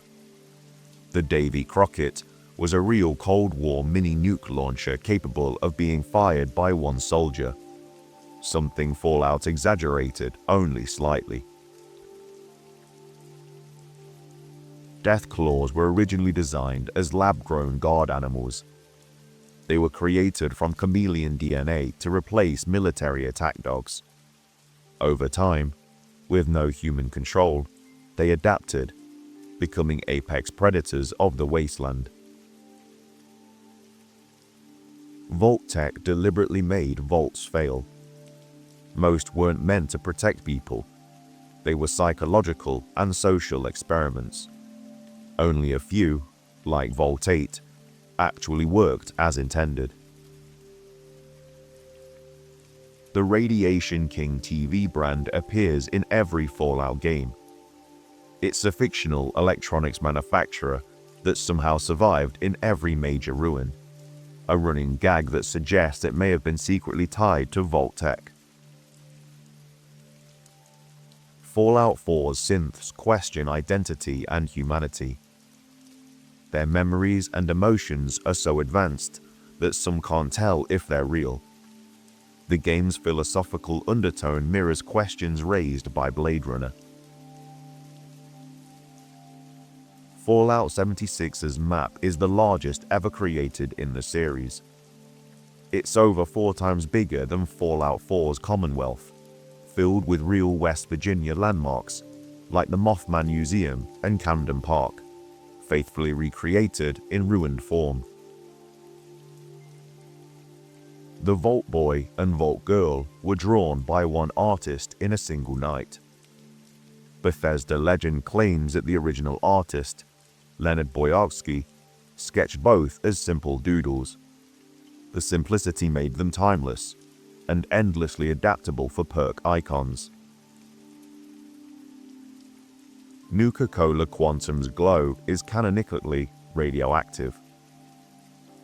The glow comes from an additive called isotope C13, which gives it its neon color. Drinking too much theoretically gives you mild radiation poisoning. The Great War lasted just 2 hours. The entire apocalypse, all nuclear detonations worldwide, happened in 120 minutes. The rest of Fallout's history spans the next 200 years of humanity trying to rebuild. The Institute was inspired by MIT. Even the underground campus layout mirrors real MIT buildings. The idea was to contrast scientific progress with moral decay, progress without humanity. The NCR's flag has a hidden meaning. The two-headed bear represents California's strength divided, democracy, and militarism fighting within one nation. Over time, the militaristic head wins. Fallout 3's radio DJ 3 Dog is based on a real DJ. He's inspired by Wolfman Jack, a counterculture icon who broadcast outlaw music and anti-establishment rants during the 1960s. Fallout New Vegas' Caesar is a history nerd. Before the war, he was a translator and scholar named Edward Sallow. His obsession with ancient Rome became a delusion of empire once civilization collapsed. The glowing ghouls aren't actually undead. They're living humans. Their bodies have been mutated beyond recognition, but they're biologically alive. Some still remember their lives before the bombs. The Lonesome Road DLC has 2 different ending narrations based on your choices. The voice actor recorded over an hour of branching monologue to account for player morality, a record for any Fallout DLC. Fallout 81 scientists accidentally created a cure for all diseases. They were testing a universal virus to study how infection spread, but it evolved into a cure-all compound. The moral? Science saves people only when used selflessly. Fallout's wasteland wildlife has logical mutations. For instance, rad roaches evolved exoskeletons thicker than concrete, while bloat-5s developed acid glands, both realistic long-term radiation adaptations. Fallout New Vegas' Yes Man is the only AI you can truly trust. He's coded to agree with every command, making him incapable of betrayal. A subtle commentary on blind obedience as safety. The Vault-108 Gary clones are a reference to bad lab management. The experiment was meant to test cloning technology, but lacked oversight. Each new Gary became more violent than the last, until only chaos remained. Bethesda originally planned to make Fallout 4's map cover Boston and Providence. They scrapped the Rhode Island expansion when it proved too resource-heavy. Remnants of it still exist in the game files. Fallout's bottle caps were meant to represent decentralization. They symbolize how society rebuilds around scarcity and nostalgia. People literally reusing trash to create order. The vaults have secret connections underground. According to hidden terminal entries, several vaults were linked by tunnels used for observation and data transfer, something no game has yet fully explored. The Children of Atom religion started as a developer joke. During early Fallout 3 writing sessions, one writer sarcastically suggested people who worship nukes. The team ran with it, crafting a tragic commentary on faith twisted by radiation and trauma. Vault 12's door was deliberately designed to fail. It never sealed properly, exposing residents to radiation that slowly transformed them into ghouls. Those survivors eventually became the citizens of Necropolis in Fallout 1. Nuka World was originally pitched as its own standalone game. Bethesda considered making it a dark theme park RPG, before deciding to turn it into Fallout 4's final DLC instead. Many of its rides and mascots were originally part of an amusement management sim. Fallout's wasteland roots are literal. The original Fallout was developed as a spiritual successor to Wasteland from 1988. When Interplay couldn't get the Wasteland rights back, they simply built a new universe, one even bleaker. Fallout New Vegas was made in just 18 months. Obsidian had less than 2 years to create a fully functioning RPG with multiple endings, hundreds of quests, and branching dialogue. A near impossible task that fans still hail as a masterpiece. Power armor is older than the Great War. Lore reveals it was first deployed in 2067, a full decade before the bombs fell. That means the world was already on the brink of apocalypse long before nuclear fire. You can find the original Fallout 3 Van Buren storyline hidden in New Vegas. Several characters, like Caesar and Joshua Graham, were lifted directly from Van Buren concepts that Obsidian resurrected when they got to make New Vegas.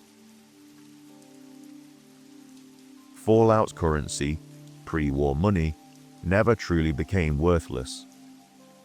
Because it's made of high-quality linen and ink, it's often used as insulation or crafting material in post-war settlements. Even in the apocalypse, capitalism leaves its paper trail. The mysterious stranger perk was inspired by film noir tropes. Writers loved the idea of a trenchcoat vigilante who appears out of nowhere, part angel, part gunslinger, and disappears without a trace. The stranger's identity remains purposely unknown. Fallout 76's Scorched Plague was created to explain multiplayer logic.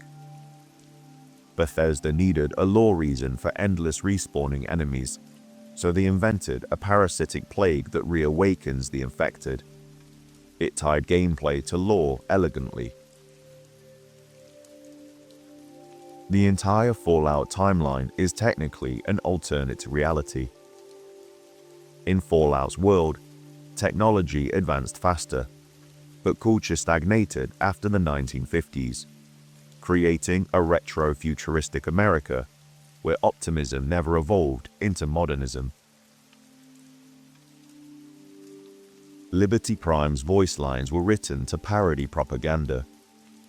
Phrases like "democracy is non-negotiable" mock Cold War jingoism while still sounding heroic, showing how even machines parrot ideology.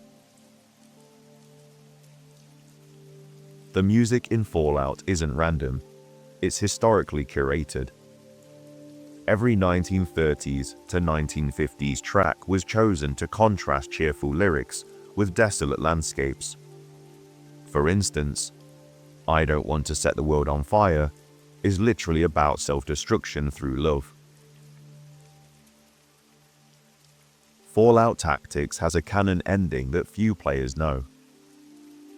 In official lore, the Brotherhood of Steel from that game survives and evolves into a Midwestern faction that later reconnects with the West Coast Brotherhood decades later.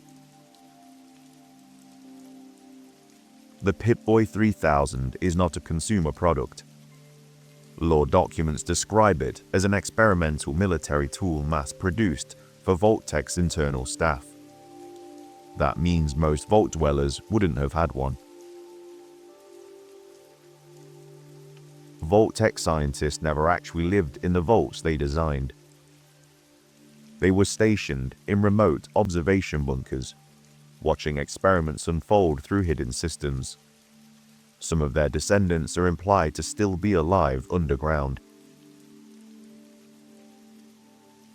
Fallout 4's protagonist, Nate or Nora, is the only Fallout main character with a canon spouse and child. This was controversial internally. Bethesda debated for months whether giving the player a family weakened the lone wanderer tone.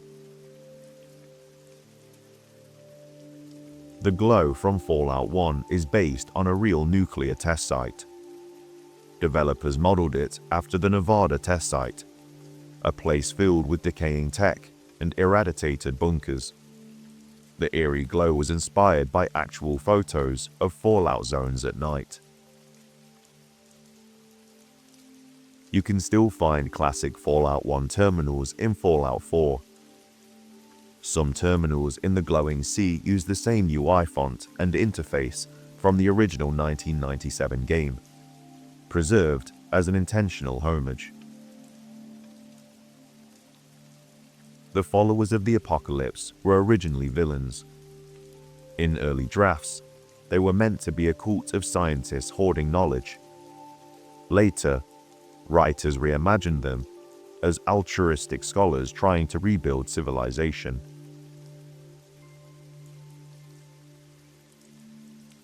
In the first Fallout's behind-the-scenes lore, it was actually the Chinese who launched the first nuclear strike.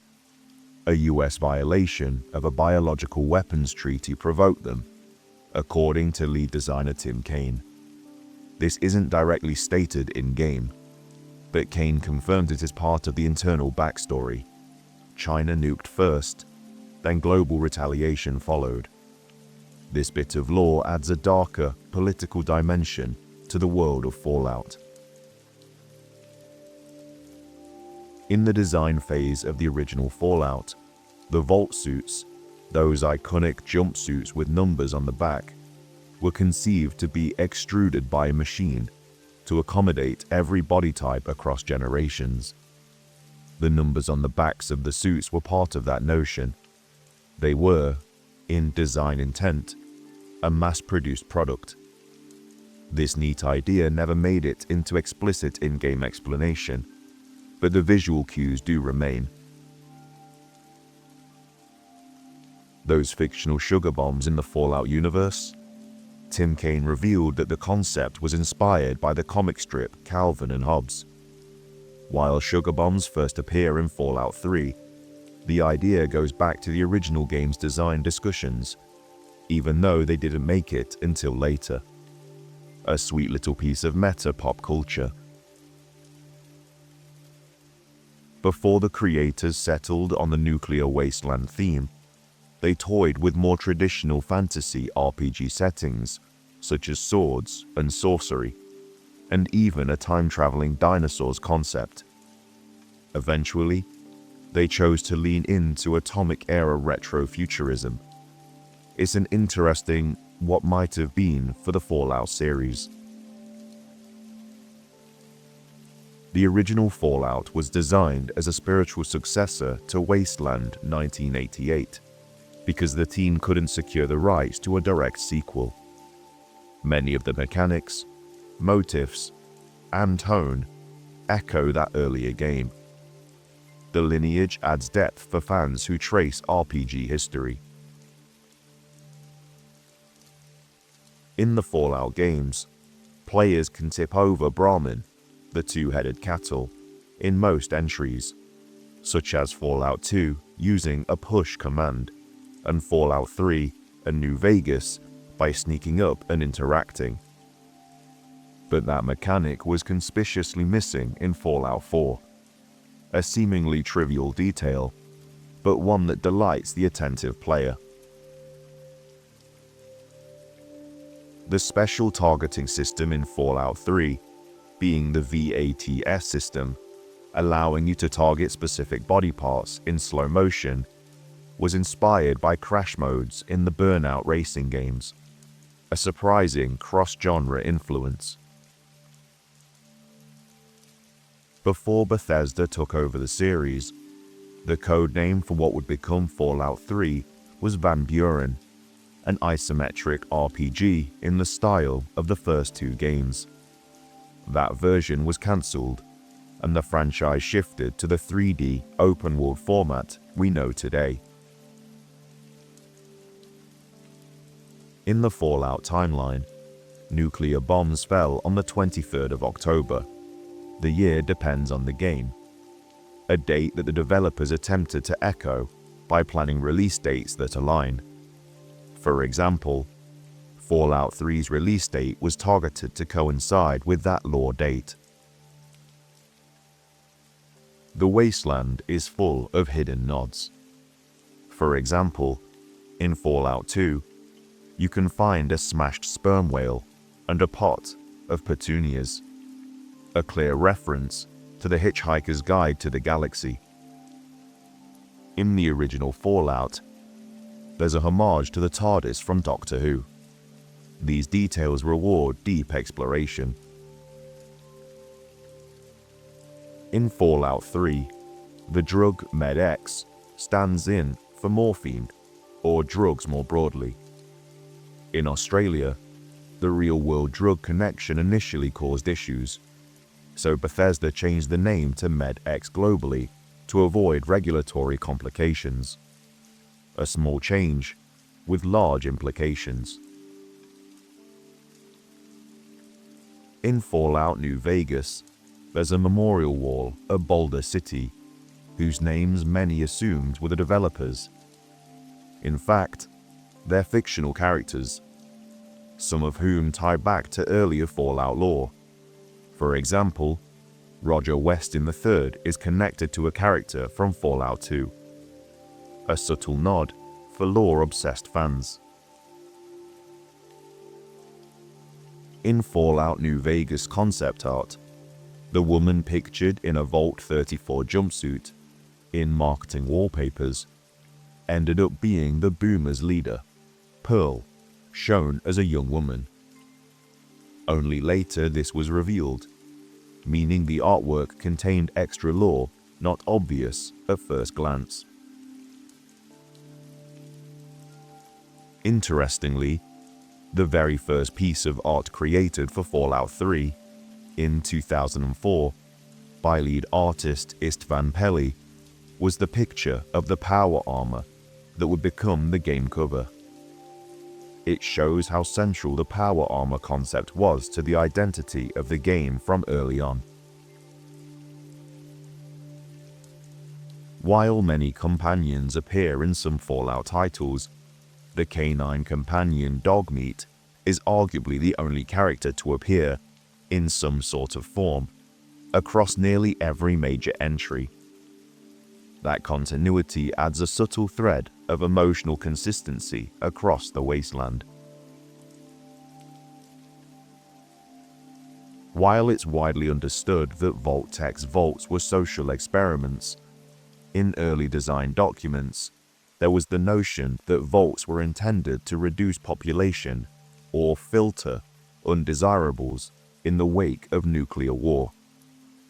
Some of the atmospheric hints in the game suggest this darker purpose without spelling it out, less openly documented, but widely referenced in dev interviews and also fan lore. In Megatron from Fallout 3, there lies a nuclear bomb at the town center. There's a skeleton underneath that bomb rigging, and if you examine it carefully, the pose suggests the person may have died before the town was built. It's a minor environmental story beat, someone there early. Fans note this, but it's not explicitly narrated. Brahmin, the mutant cattle, are named for pairings of two names. For example, Bessie and Elsie, nodding to the fact that they're two-headed. In Fallout lore, this naming scheme is rarely explained, but you'll see it if you explore minor settlement logs and workbenches. In Fallout New Vegas, the in-fiction soda brand Sunset Sarsaparilla had an ambitious real-world promotional web video that was planned but never fully released. Some of the assets remain in the game files via data mines, but many players don't know about the cut campaign. In multiple Fallout maps, you'll find bomb craters whose size doesn't match the lore blast radius described in terminals or logs. Some community modders believe this was a level design necessity, but for players, it creates odd visual discontinuities if you pay attention. The Fallout world sometimes uses RADs, radiation absorption dose, and other times uses Roentgens for older measurement. For example, some logs in Fallout 3 refer to Roentgen, despite RADs being the in-game unit. Suggests a shifting standard in the lore technology. Within the lore of certain vaults, unsanctioned experiments took place. Some vaults were intentionally locked and the residents died inside. The game doesn't always show the full documentation, but if you dig into terminal lore, you'll find hints of vaults built simply to be sealed. Many terminals refer to a master record database of Vault-Tec experiments and population statistics. In nearly all games, the actual master record isn't accessible. This creates a sense of mystery, as if huge data was lost in the apocalypse. While super mutants in Fallout 3, Fallout New Vegas, and Fallout 4 may look similar, if you examine region-specific logs, you'll find that their genetic origin differs. For example, West Coast mutants resulted from FEV experiments by the Enclave, East Coast in Fallout 3 from different sources. This cross-regional variation is subtle and often overlooked. In the Boomers B-29 bomber base in Fallout New Vegas, the end slide background artwork includes little Easter eggs. On the side of the bomber, you'll find a small name called Pearl's Pride, referencing the Boomers' leader's earlier name reveal. Fans spotted it years later. In the Fallout setting, many weapons are legacy models from pre-war companies, such as Robco, for example. But in gameplay, you'll find weapons invented just for the game that have no in-lore manufacturer. This mismatch is rarely discussed by players, but adds a subtle inconsistency for lore purists.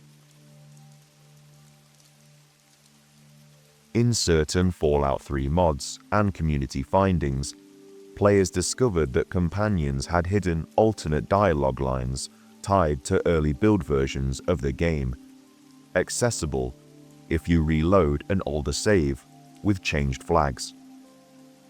These lines reference concepts cut before release, for example, alternative motivations.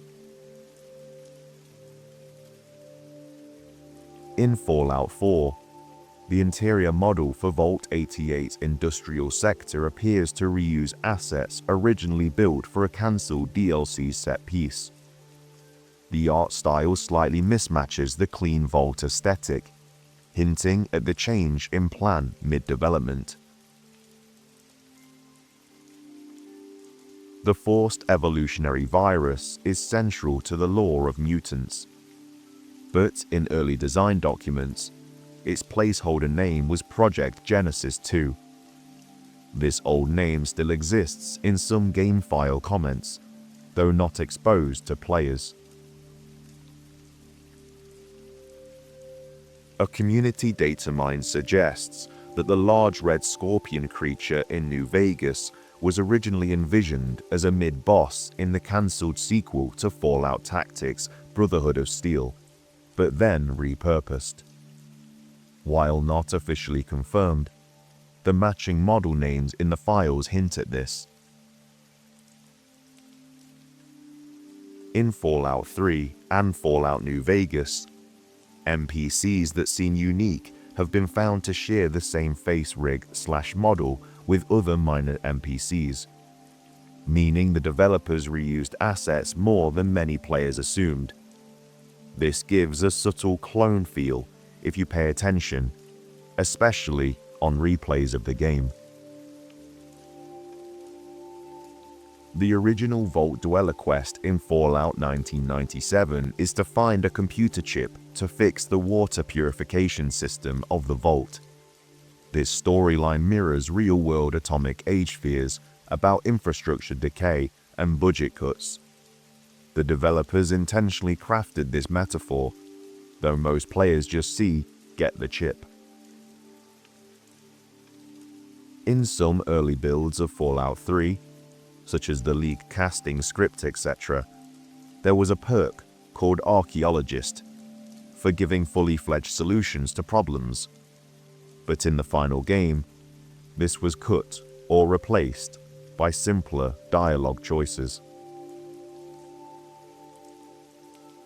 In Fallout lore, the company Robco Industries produces the Pip-Boy and lots of robotics. There is an internal in-game memo referencing Tomorrow's Tomorrow, moored like the promise of Disneyland's Tomorrowland. This sort of meta-reference is easy to miss unless you read every terminal. In the Fallout universe, the pre-war calendar uses New Texas Standard in some logs, Capital Calendar in other logs, suggesting that regional governments maintained distinct time zones and calendars even before the war. This subtle detail appears in minor terminals and hasn't been widely documented. The cheerful Vault Boy mascot and his simple animations echo 1950s era civil defense instructional films such as Duck and Cover and Radiation Survival. The development team intentionally referenced those styles to heighten the unsettling contrast between cheerful propaganda and nuclear devastation. There is a lesser-known exploit in New Vegas's Boomer's questline. If you kill the bomb technician, being Pearl's lieutenant, early on, the B-29 bomber remains grounded permanently. The mission changes subtly, and many players don't know this alters late-game outcomes. Some terminals reference bottle crowns, which was a pre-war British-style coin, in regions that we don't typically play in. This is an odd relic of a world design ambition to simulate globally diverse economy, though most players never see those logs. In the lore of Fallout, especially in the first game's terminals, there are references to power armor Mark I prototypes developed in the 22nd century, prior to the Great War. But almost none of that gear survives in-game. It hints at a richer, pre-war military history. A subtle environmental design change was the Mojave Express van near Prim has bullet vantage that lines up with the upper window of the Prim Visitor Center. Level designers placed this intentionally to hint at an earlier boss fight. Many players just see the van, but few notice the alignment. In Fallout 3, the achievement Family Reunion for reuniting with your father initially required an extra dialogue branch in internal builds, which was later cut to simplify branching. Data mine notes show the original condition. The change is invisible to most players, but interesting for completionists. Some NPC names are subtle references.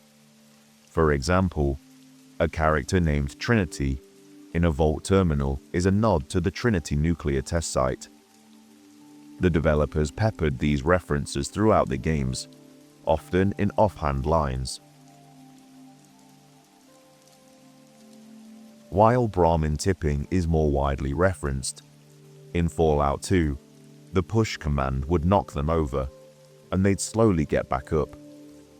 This mechanic was removed in later entries, but it remains a quirky early inclusion. There are music tracks in Fallout 3's files labeled Vault Theme Alt or Radstorm Loop 2 that players discovered via modding tools. They never play during normal gameplay, but they hint at scenes or ambience the designers may have planned but then cut. The phrase "War never changes" predates Fallout's actual first game release. And though this phrase is strongly associated with Fallout, especially the narration, parts of the team claim the "War never changes" line was part of pre-production design discussions before the first game launched. It became a series signature. The classic "Please stand by" blue screen with the countdown used in loading screens and advertising is derived from fictional Vault-Tec public service announcements that were meant in lore to reassure citizens during the early Bombsfall era. It's an example of meta design bleeding into gameplay. Actor Will Wheaton voices the Robo-Brains in Old World Blues from the Fallout New Vegas DLC. But some datamine fans have found additional unused lines intended for other Robo-Brain models that didn't appear in the release version. The mission title in Fallout 4, Kid in a Fridge, where you rescue the super mutant child, draws inspiration from the real-world quirky pop culture moments of people hiding in fridges during nuclear blasts, and this was referenced in the Fallout TV show Easter egg discussions. If you explore multiple vaults across Fallout 3, Fallout New Vegas, and Fallout 4, you'll notice the same basic floor plan, from the corridor to the atrium to the living quarters. These reappear with only cosmetic changes. This reuse is economical for developers, but also gives a subtle familiarity across vaults. Many players don't notice until multiple playthroughs. In the files of the games, certain mutant creature models are named after Cold War operations. For example, Operation Red Eye Beast or Project Silver Fox Mutant, suggesting that the lore team planted these names to hint at pre-war secret programs. While seldom visible in-game, they add hidden texture.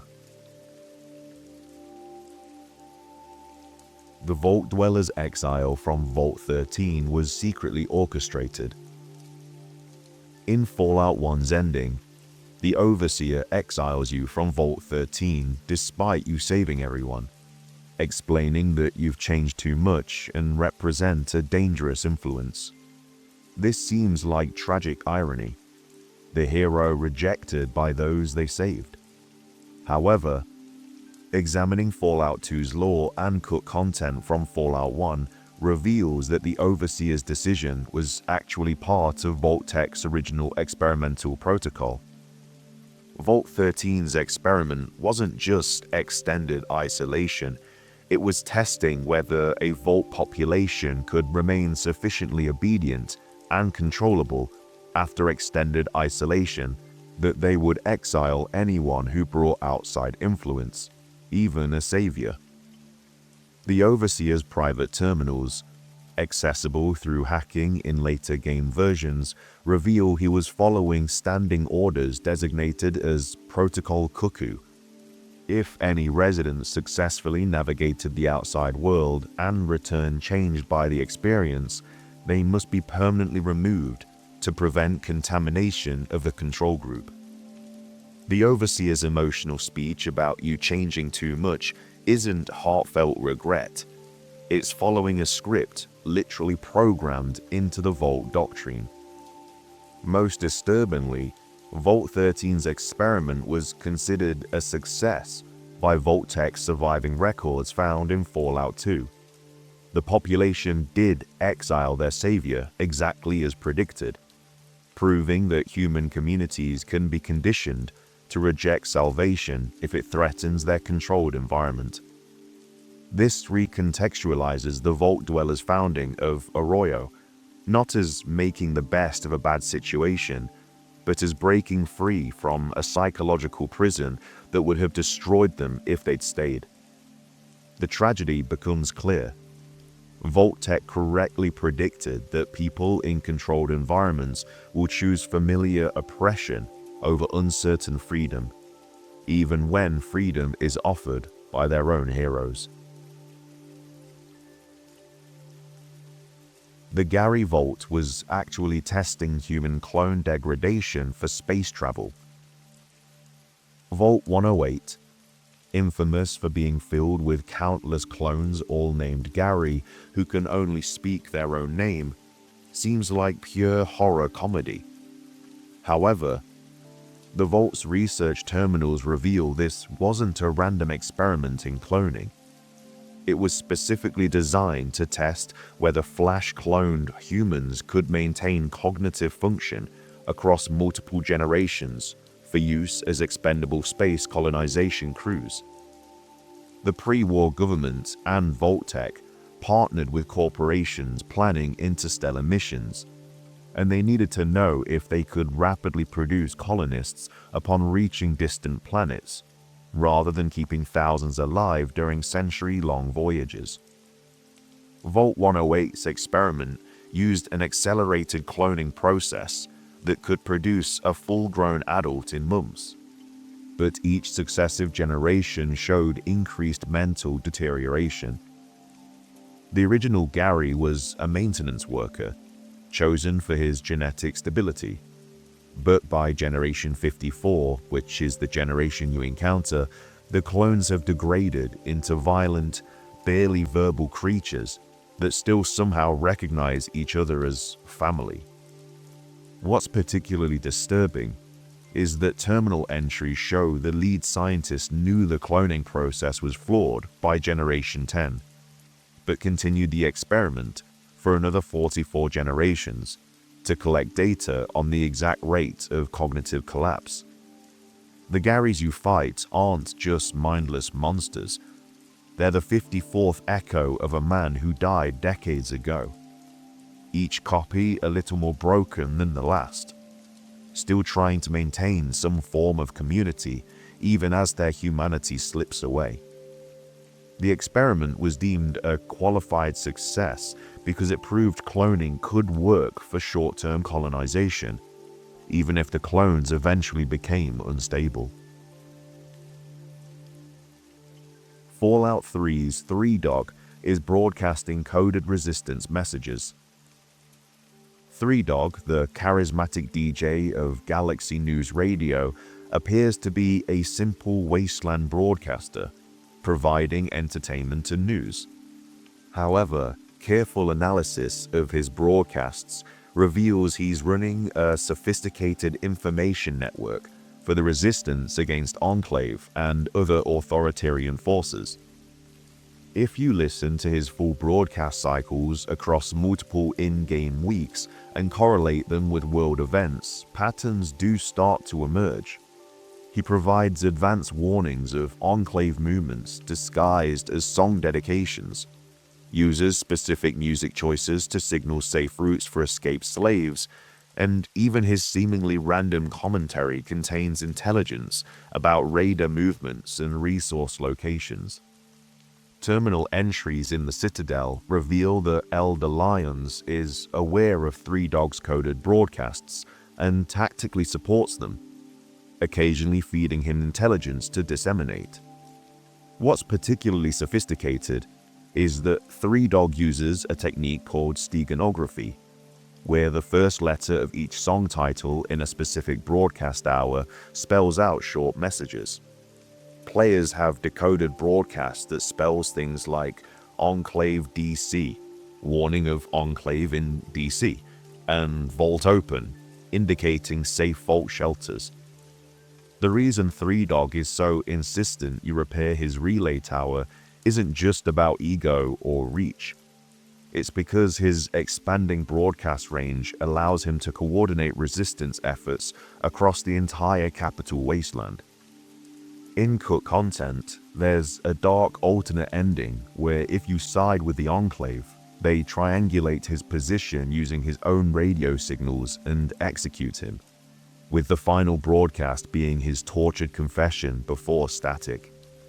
The game even includes a system where Three Dogs stops broadcasting coded messages if you complete certain Enclave-aligned objectives, suggesting he goes deeper underground to avoid detection. The new California Republic is repeating pre-war America's exact mistakes. Throughout Fallout New Vegas, the NCR is presented as the closest thing to the old world United States, complete with bureaucracy, expansionist democracy, and resource struggles. However, environmental storytelling and terminal entries reveal that the NCR isn't just similar to pre-war America. They're making identical mistakes that will lead to identical results. Chief Hanlon's dialogue reveals the NCR is overextended militarily, fighting wars for resources they can't sustain. Camp McCarran terminals show a military-industrial complex emerging, with corporations like the Crimson Caravan and gunrunners lobbying for wars that increase their profits. The sharecropper farms outside Vegas reveal the NCR is experiencing the same water crisis that plagued the pre-war Southwest, and they're responding with the same short-term exploitation strategies. Most damning are terminals in NCR headquarters revealing internal debates about acceptable civilian casualties in their expansion, using the exact same euphemistic language found in pre-war military documents at the switchboard and other locations. President Kimball's route through the Mojave is deliberately designed to mirror President John F. Kennedy's Dallas motorcade, and if you allow his assassination, NCR's response mirrors the authoritarian crackdown that intensified the pre-war government's worst tendencies. The game suggests that the NCR is approximately 15 to 20 years away from the same corporate military fascism that characterized pre-war America, and none of the leadership seems aware of the historical parallels. Caesar's Legion, despite being overtly evil, exists partly to highlight this. Caesar himself points out that the NCR is decadent, overextended, and rotting from within, exactly like late-stage Rome, and also like pre-war America. The tragedy is that the wasteland's best hope for democracy is following a blueprint that already failed once, and no one seems capable of breaking the cycle. Vault-Tec's CEO was already in space when the bombs fell. Throughout the Fallout series, there are scattered references to Project Exodus and mysterious Vault-Tec facilities that don't appear on any map. However, connecting these references reveals something extraordinary. Vault-Tec's executive leadership, including the CEO, had no intention of dying in the nuclear war or living in vaults. Terminal entries in Fallout 76's Vault-Tec University, combined with cut content from Fallout 4's Institute, reveal that Vault-Tec secretly partnered with Poseidon Energy and Robco to construct an orbital station designated Haven 1 that would serve as a refuge for corporate executives and essential personnel. The station was launched in 2077, just months before the Great War, under the cover of a communications satellite deployment. References to Haven 1 appear in the switchboard's intelligence terminals, noting unusual resource allocations to a space-based continuity project. What makes this particularly sinister is that evidence suggests Vault-Tec CEO, whose name is redacted in all documents, watched the Great War from orbit, deliberately delaying evacuation orders to Vault facilities until the last possible moment to ensure maximum data collection from panicking populations. Fallout 76 includes a crashed satellite that, when examined with high science skill, contains fragments of data suggesting Haven 1 remained operational till at least 2087, meaning the executives survived a decade after the war before something went wrong. The satellite's black box contains a final transmission. They knew. They all knew. We told them everything was ready, but we lied. God forgive us, we lied. This suggests the executives ultimately perished, possibly from systems failures or perhaps from guilt-induced sabotage, leaving behind the vaults full of human experiments but no corporate masters to collect the results. The supreme irony of Fallout's universe is that the architects of humanity's suffering died alone in space, their grand escape plan failing just as completely as everything else. Deathclaws were originally designed to clear Chinese bunkers.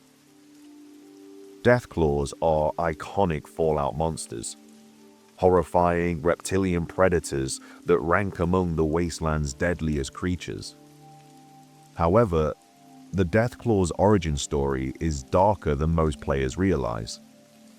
According to terminals in Fallout 4's Institute and Fallout 2's Enclave bases, Deathclaws weren't created through random FEV mutation. They were specifically bioengineered before the Great War from Jackson's chameleons as a solution to a tactical problem the US military faced in the resource wars. Chinese forces had created extensive underground bunker networks that were nearly impossible to assault without massive casualties. Conventional weapons couldn't effectively clear the tunnel systems, and soldiers suffered horrific losses in close-quarters combat. The military commissioned a biological weapon that could navigate tight spaces, had enhanced aggression and hunting instincts, could operate independently without handlers, and most chillingly, was designed to cause maximum psychological trauma to enemy forces before killing them. The Deathclaws' distinctive horns, terrifying appearance, and tendency to disembowel prey weren't coincidental. They were deliberately engineered to make them as horrifying as possible, so enemy forces would break psychologically before combat even began. The project was called Operation Tantalus, and involved crossing multiple reptile species with genetic material from several mammalian predators, then accelerating their evolution using targeted FEV exposure. The creatures escaped from their containment facility months before the Great War, and sightings were reported across the Southwest, but the military covered up the incidents. After the war, the Enclave found the research and continued breeding Deathclaws, attempting to create intelligent versions that could be controlled. The talking Deathclaws in Fallout 2 represent this second generation of experiments. What makes this especially tragic is that Deathclaws were created to kill Chinese soldiers in underground bunkers, yet they've spent 200 years killing Americans in the underground vaults instead, becoming the very terror weapon America's enemies never successfully deployed. Far Harbor's fog is actually sentient and getting smarter. In Fallout 4's Far Harbor DLC, the radioactive fog covering the island seems like a natural environmental hazard, the result of nuclear fallout interacting with coastal weather. However, terminal entries in the nucleus and careful observation of fog behavior reveal something far stranger. The fog is a living, evolving organism. The children of Atom aren't entirely wrong in their worship. The fog demonstrates problem-solving behavior, memory, and possibly consciousness. Research terminals in Acadia show that DEMA have been studying the fog for decades and has documented disturbing patterns. The fog learns the layout of structures and returns to them with increasing efficiency. It appears to deliberately target certain individuals while avoiding others. And most unsettling, it seems to coordinate with creatures living within it, suggesting symbiotic intelligence or hive mind behavior. The fog consists of a unique combination of radiation-resistant extremophile bacteria that have formed a colonial superorganism, possibly accelerated by FEV contamination from a pre-war research facility on the island. What makes Far Harbor truly horrifying is that the fog is getting smarter. Comparing historical accounts from old Longfellow's earliest memories to current behavior shows increasing sophistication in how the fog expands, retreats, and also adapts. Unused dialogue from DEMA suggests he believes the fog will eventually develop full consciousness, at which point humanity's presence on the island becomes negotiable at best. There's a Cook quest line where you could attempt to communicate with the fog using specialized equipment, receiving cryptic responses that suggest it views humans as temporary guests, or perhaps as nutrients. The real horror is that Far Harbor's conflict between the different factions is ultimately meaningless. They're all squabbling over an island that something else is slowly claiming as its own, and none of them realize they're not fighting each other, but fighting to avoid being absorbed by an evolving ecosystem that has already decided humans don't belong there. Fallout 2's Chosen One can become a made man in the mob. In Fallout 2, the Chosen One can complete quests for the various crime families in New Reno, eventually becoming a made man for the Bishops, the Mordinos, the Wrights, or the Salvatores. What most players don't realize is that this isn't just a fun side quest. The canonical Chosen One actually did become deeply involved with New Reno's criminal underworld, and this has consequences for the entire series. Fallout New Vegas contains multiple references, confirming the Chosen One worked with New Reno's families, specifically mentioning their involvement in distributing jet throughout the wasteland. This is particularly dark because jet, created by Myron in Fallout 2, becomes one of the most devastating, addictive substances in the post-war world, enslaving thousands to addiction and funding criminal empires for generations. Terminal entries in New Vegas's casinos mention the tribal from Arroyo who have changed everything in New Reno's power structure, and NPCs reference how crime families consolidated power after the incident with the Enclave. What makes this truly morally complex is that helping New Reno's families is often necessary to acquire resources to save Arroyo, meaning the canonical hero of Fallout 2 committed crimes, possibly including murder, drug trafficking, and racketeering to save their village. The game doesn't judge you for this. In fact, it presents it as pragmatic survival, but it means one of Fallout's heroes has a body count of innocent people and contributed to the drug addiction epidemic that plagues the West Coast for the next 40 years. Unused dialogue in Fallout New Vegas included an aged NPC who claimed to have been a child in New Reno when the Chosen One was there, describing them as more terrifying than helpful, and mentioning they disappeared people who got in their way. The Fallout universe's greatest hero against the Enclave was also possibly a mob enforcer, and the games never fully reckon with that moral complexity.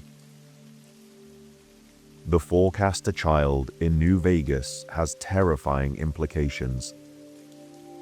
The Forecaster, a strange child found near the 188 trading post in Fallout New Vegas, appears to be a simple fortune teller, offering vague predictions for caps. However, his dialogue contains references that should be impossible for him to know. He mentions the eye that watches from the west before you've ever encountered Mr. House, describes details about your own past that you haven't shared, and if you kill him and search his body, he carries no food or water, suggesting he doesn't need sustenance like normal humans. Cut dialogue reveals he was originally meant to be far more integral to the plot, with lines suggesting he's either a psychic mutant created by big MT experiments or possibly a manifestation of some undefined wasteland phenomena. Most disturbingly, there's unused audio where he describes the courier's death in exact detail if you're wearing certain items, and he occasionally references the other voices that tell him things. Obsidian developer Josh Sawyer later confirmed the forecaster was inspired by the Shining Children from old science fiction stories, mutants who develop genuine precognition after radiation exposure. The fact that he's never explained and simply exists on the roadside makes him one of the most unsettling background elements in the entire game. Fallout 2's Ghost Farm has a scientific explanation hidden in plain sight. The Ghost Farm random encounter in Fallout 2, where you meet a family of ghosts including a father, a mother, a son, and a dog who all died in the nuclear war, seems like pure supernatural horror, until you piece together what's actually happening. If you have high science and perception, you can notice subtle visual distortions around the farm, and examining the ground reveals unusual radiation signatures that don't match normal Fallout patterns. The ghosts are actually psychic projections created by residual FEV experiments that were being conducted at a nearby facility before the war. Documents found in the Glow reference, Project Revenant, which attempted to preserve human consciousness using a combination of FEV and experimental computer technology. The Ghost Farm is ground zero for a failed test where subjects' brain patterns were accidentally broadcast into the environment, creating persistent hallucinations experienced by anyone who enters the area. The truly tragic part though, the family doesn't know they're dead. If you have the empathy perk, additional dialogue appears where the father begins to realize something is wrong, asking why they're so hungry but can't eat, why their neighbors never visit anymore. The encounter ends with them fading away, whether you tell them the truth or not, suggesting the psychic imprint is finally degrading after 164 years. Vault-77's Puppet Man was so disturbing, he became NCR legend.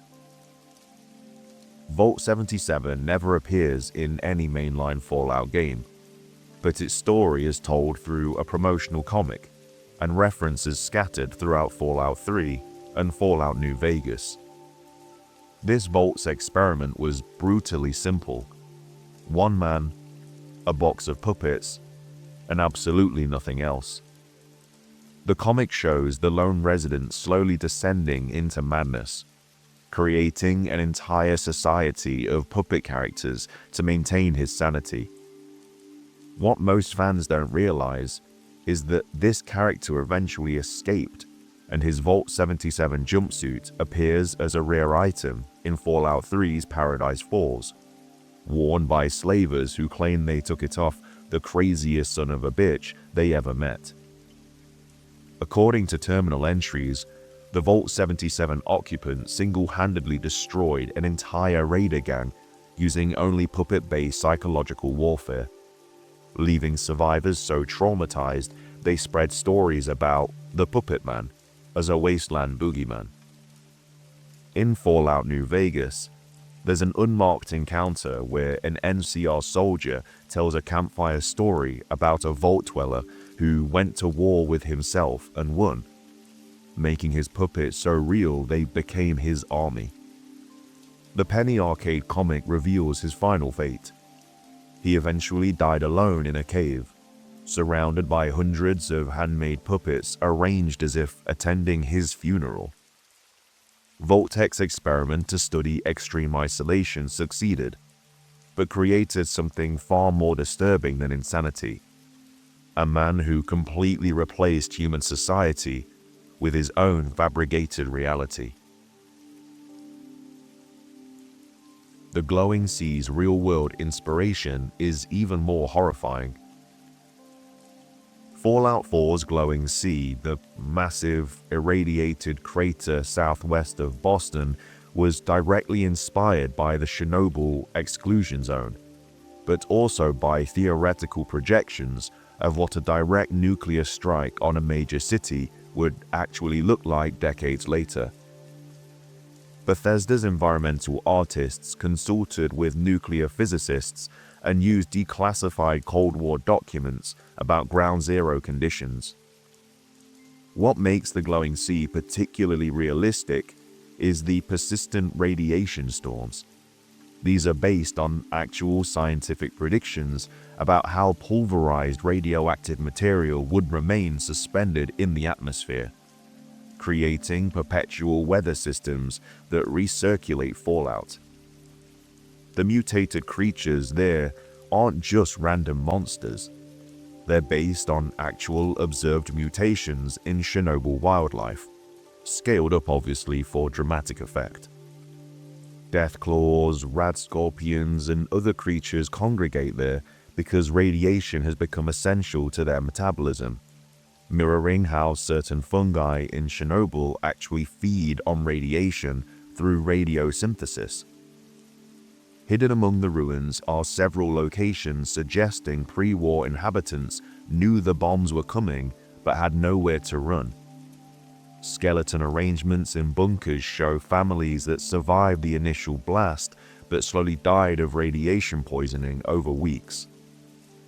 One particularly grim terminal entry in a buried shelter describes a mother slowly watching her children die from acute radiation syndrome, documenting their symptoms day by day until the entries suddenly stop. The Institute's railroad infiltration goes deeper than anyone realizes. In Fallout 4, the Railroad Institute conflict appears straightforward: freedom fighters versus synth slavers.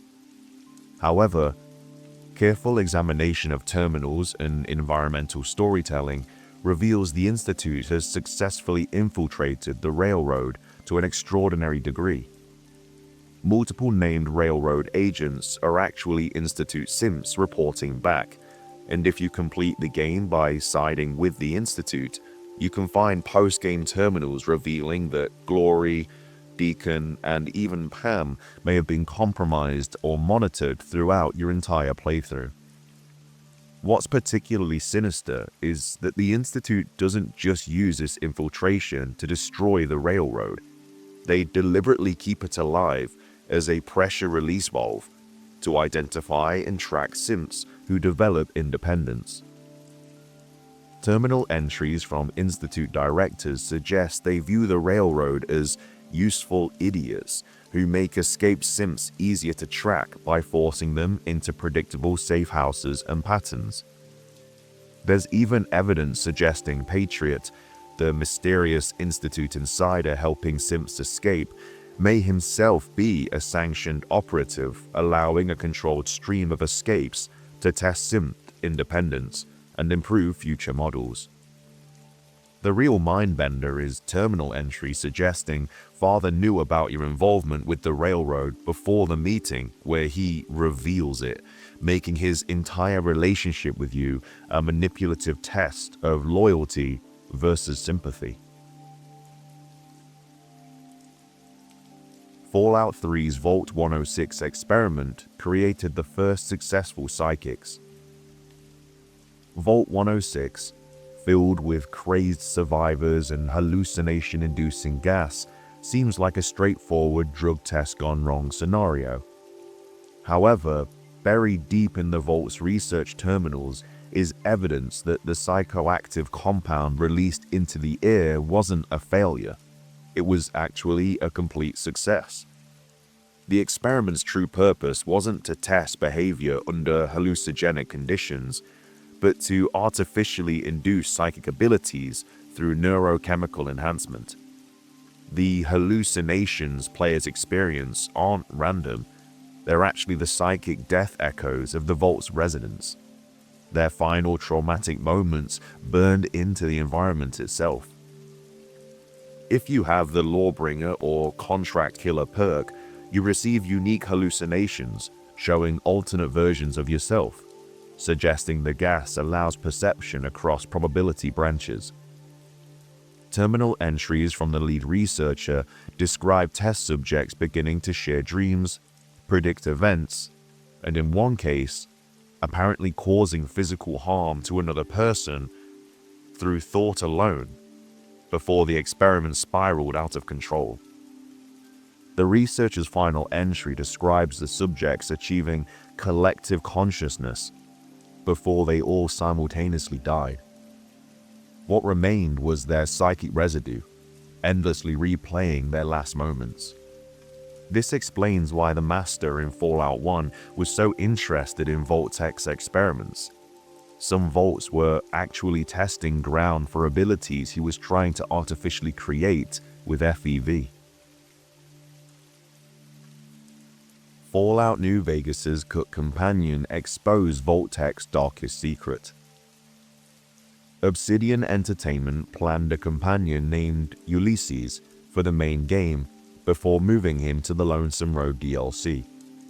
But even earlier drafts included a completely different character, a Vault-Tec scientist who survived in cryogenic suspension and knew the corporation's ultimate purpose.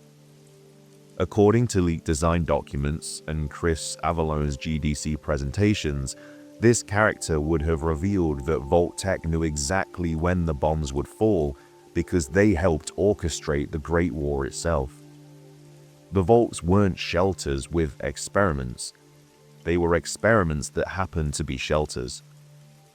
The scientist would explain that Vault-Tec was a front for a transitional corporate shadow government that believed nuclear war was inevitable and wanted to control human evolution in its aftermath.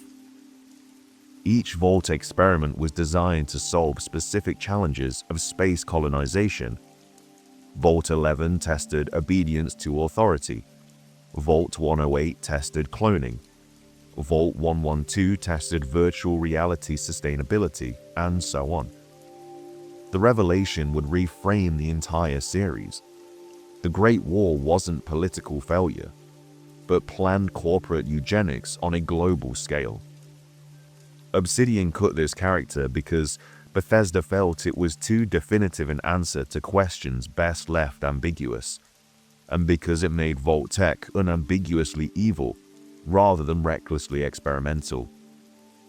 Traces of this concept remain in terminals throughout Fallout New Vegas discussing the Selection and also Project Exodus, hinting at a planned corporate evacuation that never happened. The mysterious stranger is actually observable through game code analysis. The mysterious stranger, the enigmatic figure who occasionally appears to help you in combat, has been analyzed extensively by data miners, revealing deliberate design choices that make him even stranger. In every Fallout game he appears, the stranger is coded as a unique entity that exists outside normal NPC parameters. He has no dialogue flags, no faction associations, no inventory beyond his iconic .44 Magnum, and most bizarrely, no AI packages for anything except appearing and disappearing.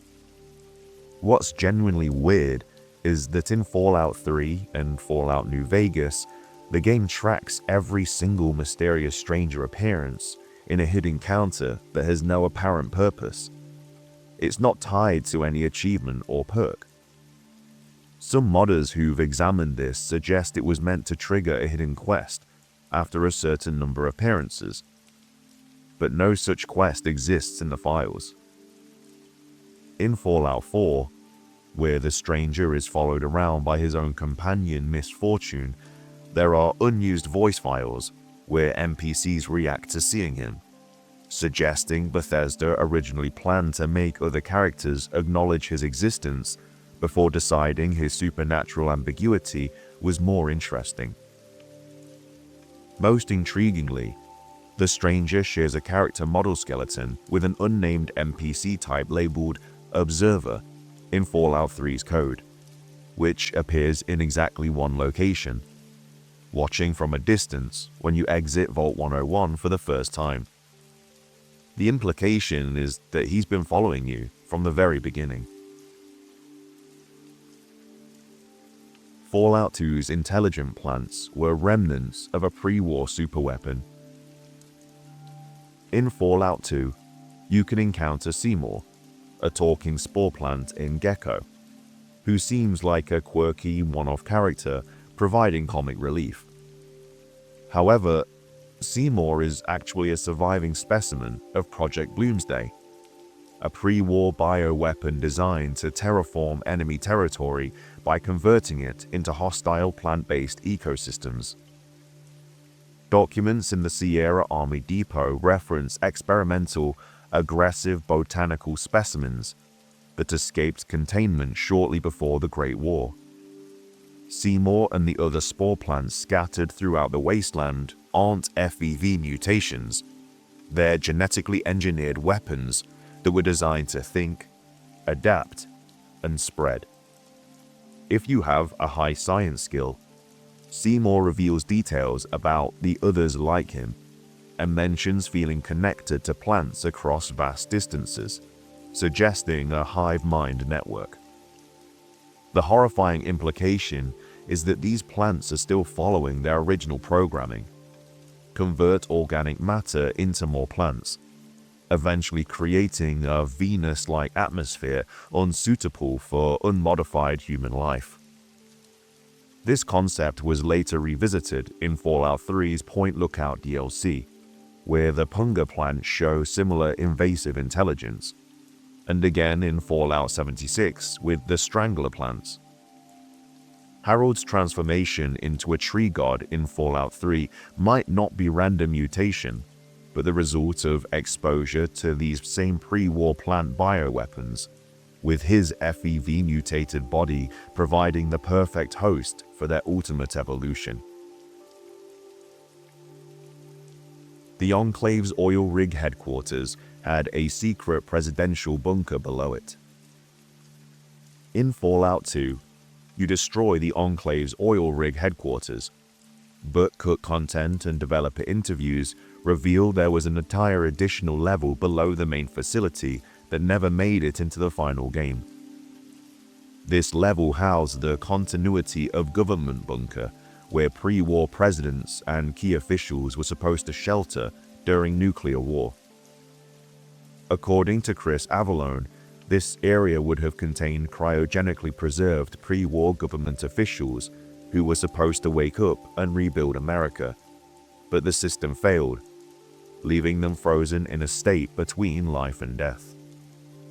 The current Enclave leadership under Dick Richardson knew about this bunker, but never told the general population because many of the preserved officials wouldn't have supported the Enclave's genocidal plans.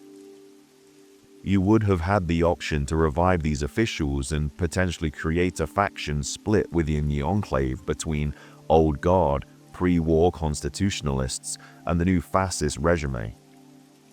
The level was cut to time constraints, and because testers found it tonally confusing. Having sympathetic Enclave members complicated the intended final boss narrative. However, references remain in Fallout 3's archives where President Eden mentions the Frozen Council and those who sleep beneath Raven Rock, suggesting Bethesda consider reviving this concept. The moral complexity of executing people who've been in cryo-sleep since before the war, who believe they're still serving a United States that no longer exists, would have added fascinating depth to Fallout 2's endgame. The tragic tale of Vault 11's democracy gone dark. Vault 11 stands as one of the most disturbing experiments in the entire series, yet many players miss its full horror. This Vault's experiment required residents to sacrifice one overseer annually, with the threat that everyone would be killed if they refused. Over time, this led to a nightmarish political system where rival blocks would nominate each other's members for execution. The Vault descended into propaganda wars, political murders, and eventually a coup where 5 survivors finally refused to sacrifice anyone. The twist? Well, when they rebelled, the Vault computer revealed they'd passed the test and were free to leave. The refusal to murder was the true objective all along. Only 4 survivors made it outside, and according to found terminal entries, they apparently killed each other shortly after in despair over what they'd done. This Vault perfectly encapsulates Vault-Tec's cruel social experiments and humanity's capacity for both evil and redemption. The cut content that would have made Mr. House even more sinister.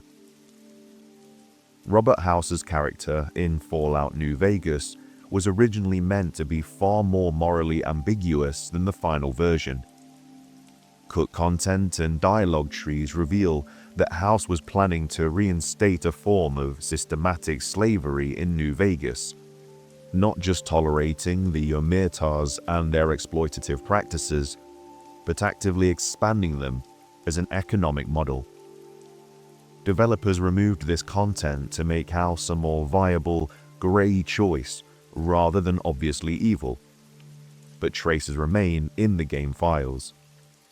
Additionally, unused dialogue suggests House had contingency plans to use nerve gas on Freeside if the population became too problematic, and had also been conducting unauthorized experiments on some Vegas residents to extend his life extension technology.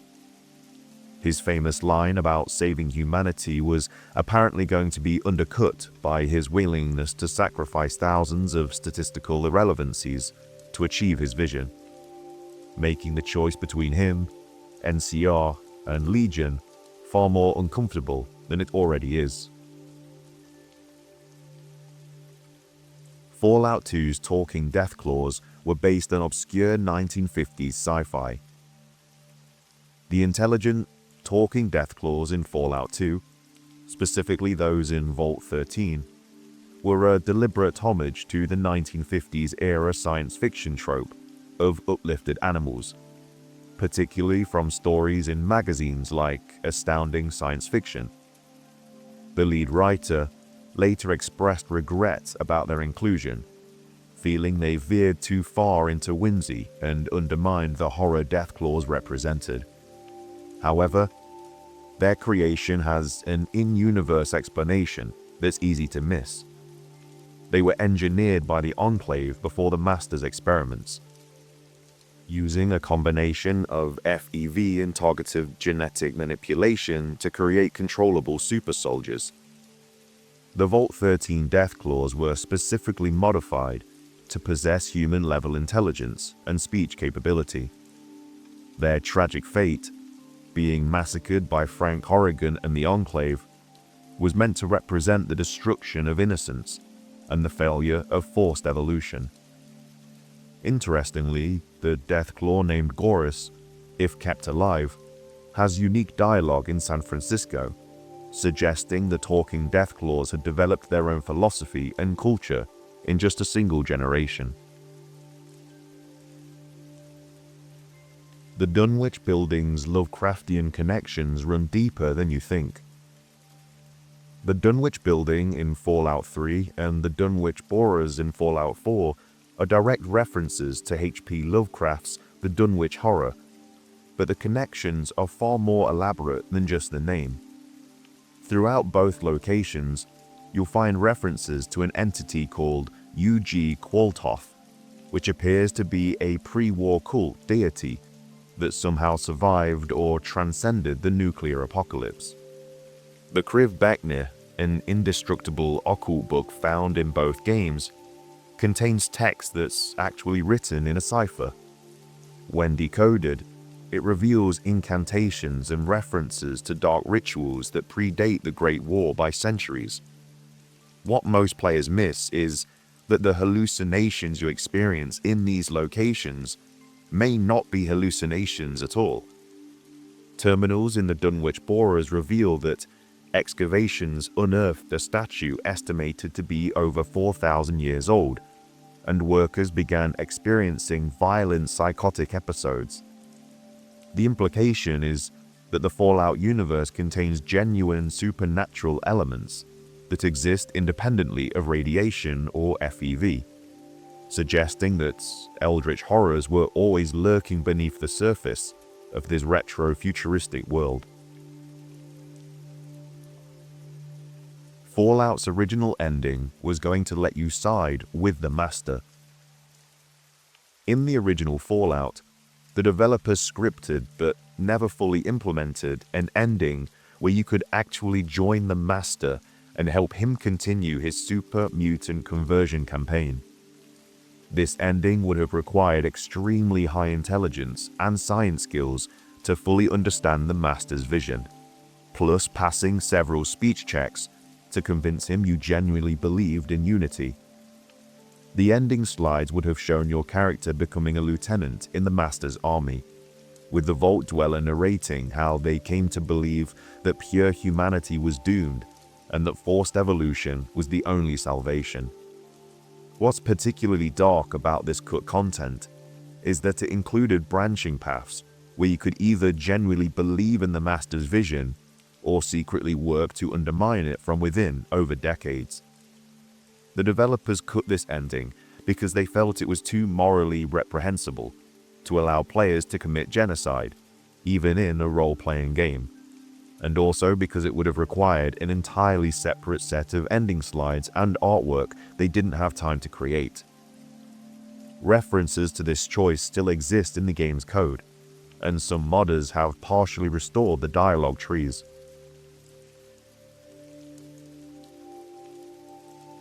The Sierra Madre casino chips are actually impossible to forge for a brilliant reason.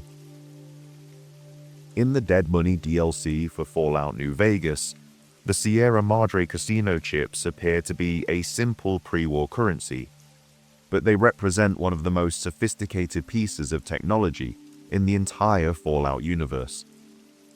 These chips are made with a unique combination of rare earth elements and also polymer developed by Big MT that makes them literally impossible to replicate with any wasteland or even pre-war technology outside the Sierra Madre itself.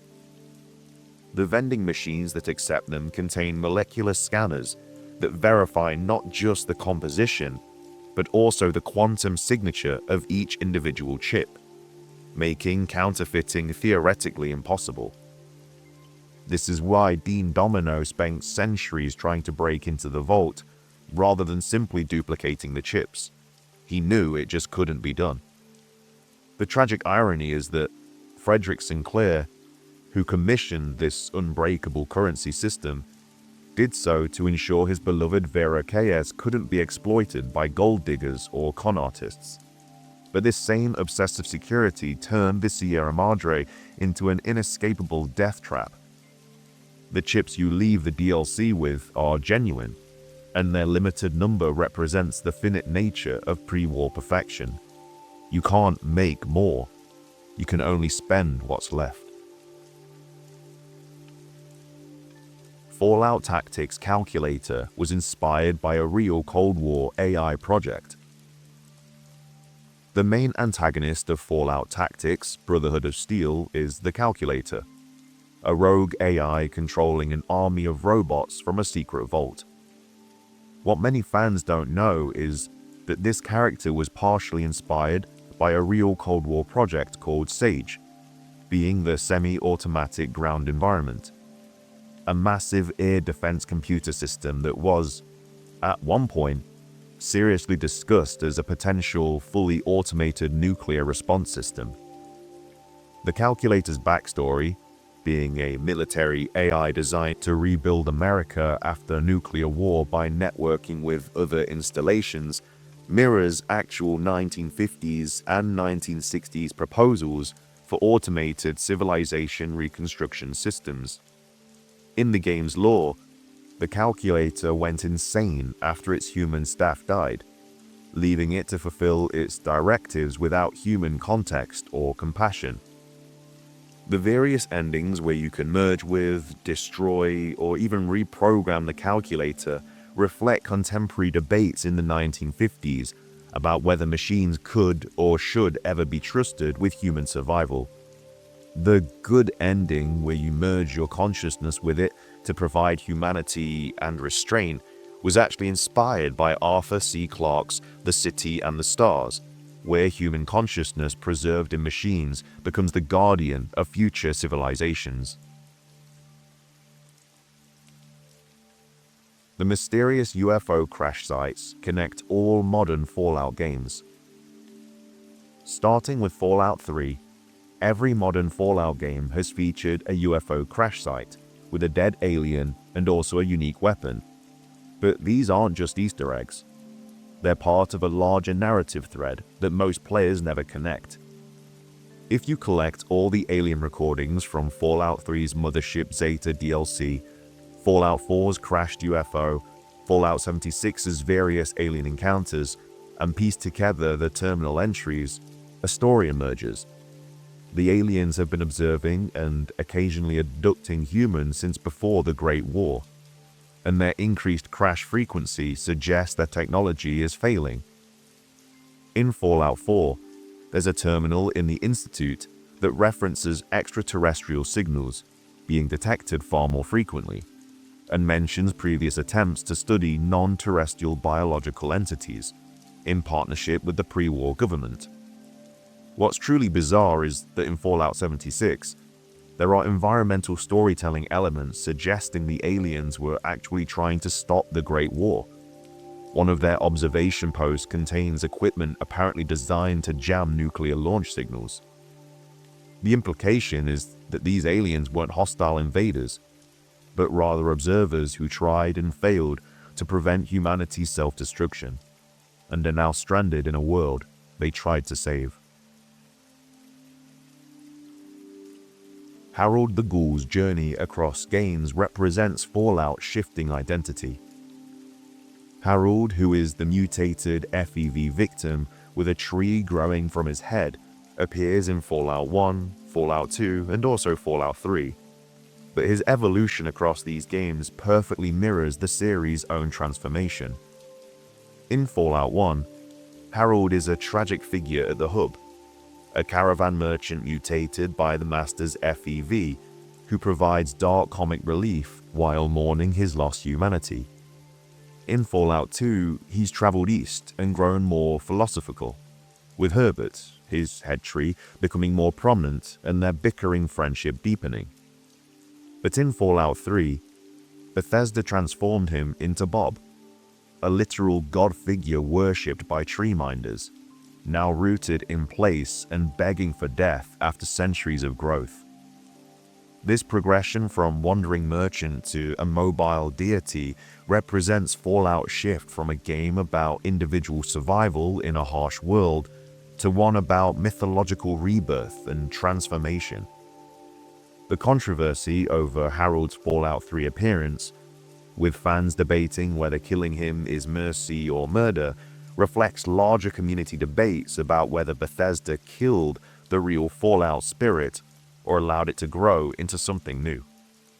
That Harold's final wish is for death, regardless of your choice, suggests even the writers recognize they've taken this character as far as he could go. Harold literally cannot appear in any future Fallout game, making him a permanent monument to the series' transition from Interplay to Bethesda.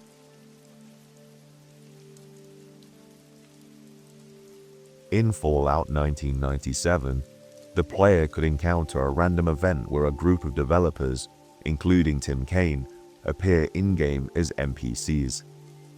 Kaine himself carries an incredibly powerful .223 pistol prototype, which was actually based on Deckard's gun from Blade Runner. This weapon, later standardized, became one of the strongest sidearms in the early Fallout canon. Black Isle Studios originally considered removing the talking head animations because they were time-consuming to produce and ate into storage. However, they were kept due to their ability to make dialogue more immersive. Fallout 2 reduced their number drastically, making them feel more special. Only 13 exist in the entire game. Harold, the ghoul with a tree growing out of his head, was originally planned to die permanently in Fallout 2. Developers cut this after community feedback suggested Harold had become a mascot for Fallout, beloved for his humor and tragic backstory. He survived all the way to Fallout 3, where he finally met his end. Early concept art and design documents for Fallout 3 included a working motorcycle that could be repaired, upgraded, and ridden across the capital wasteland. It was scrapped due to world streaming limitations and the unpredictability of vehicle physics in Bethesda's engine, but modders later revived the idea. The Enclave was chosen as the faction's name because it suggested secrecy and exclusivity. In US history, the word enclave is used to describe a closed-off region, often militarized or politically isolated. Developers wanted the Enclave to feel like a shadow remnant of the US government, fitting their bunker-dwelling militarism. In Fallout 2, players could become a porn star in New Reno, one of the game's most infamous quests. What most people don't know is that the developers actually researched adult film contracts to write the in-game documents the Chosen One signs. The performance stats are based on charisma and endurance, with hidden scripts for particularly poor performances. Dogmeat's harsh mortality in Fallout 1 was so notorious that Fallout 2 included the magnetic personality and animal friend perks, partly as a tongue-in-cheek nod. Developers knew fans wanted Dogmeat and other animal companions to survive longer, so they coded in mechanics to protect them, although not perfectly. In Fallout Tactics, a cut random encounter involved the player stumbling upon a Deep One-style mutant worshipping strange idols. The event was removed, but its remnants are buried in the game files. This was a direct nod to H.P. Lovecraft, whom Fallout designers often cited as inspiration for the weird science elements of mutation and the unknown. While Caesar's Legion is overtly Roman, Josh Sawyer has explained that the Legion's brutality and ideology was modeled less after Julius Caesar's historical strategies and more on 20th century dictators like Mussolini. The pomp, propaganda, and obsession with control reflect fascist Italy far more than the ancient republic. Moira Brown's infamous Wasteland Survival Guide questline was initially considered filler. Bethesda nearly cut it because it was long and complex. However, designers kept it because it showcased player choice at every level. Ironically, it became one of the most beloved and defining questlines in Fallout 3. The Silver Shroud radio drama in Fallout 4 drew directly from fan-made role-playing content and mods where players pretended to be masked vigilantes in Fallout 3. Bethesda noticed this community trend and built an official questline around it, complete with costumes and a moral dilemma. Every single cryptid in Fallout 76, including the Mothman, Flatwoods Monster, and Grafton Monster, is drawn from real-life Appalachian folklore. Bethesda actually sent writers to interview locals about these legends to capture their regional flavor. The Mothman in particular became so popular that 76 leans into him almost as a mascot. The 2004 Fallout Brotherhood of Steel console game, Not Tactics, had licensed music from Slipknot and Killswitch Engage, making it stand out tonally from the main series' 40s, 50s aesthetic. Licensing disputes later prevented re-releases of the game on digital storefronts, part of why it remains obscure. The Pip-Boy's cheerful cartoon mascot was deliberately created to be unsettling. Inspired by Cold War propaganda mascots, he represented the cheerful face of annihilation, encouraging people to obey Vault-Tec despite their sinister intentions. This duality became one of Fallout's most enduring stylistic choices. Vault 12, where the door failed to seal and exposed the inhabitants to radiation, was written in a single night by designer Scott Benny. He wanted an origin story for ghouls that was both horrific and bureaucratic, showing how Vault-Tec doomed entire populations with experiments. In Fallout 2, the Chosen One can encounter the Bridgekeeper, a clear parody of Monty Python and the Holy Grail. He asks trivia questions, and wrong answers lead to combat.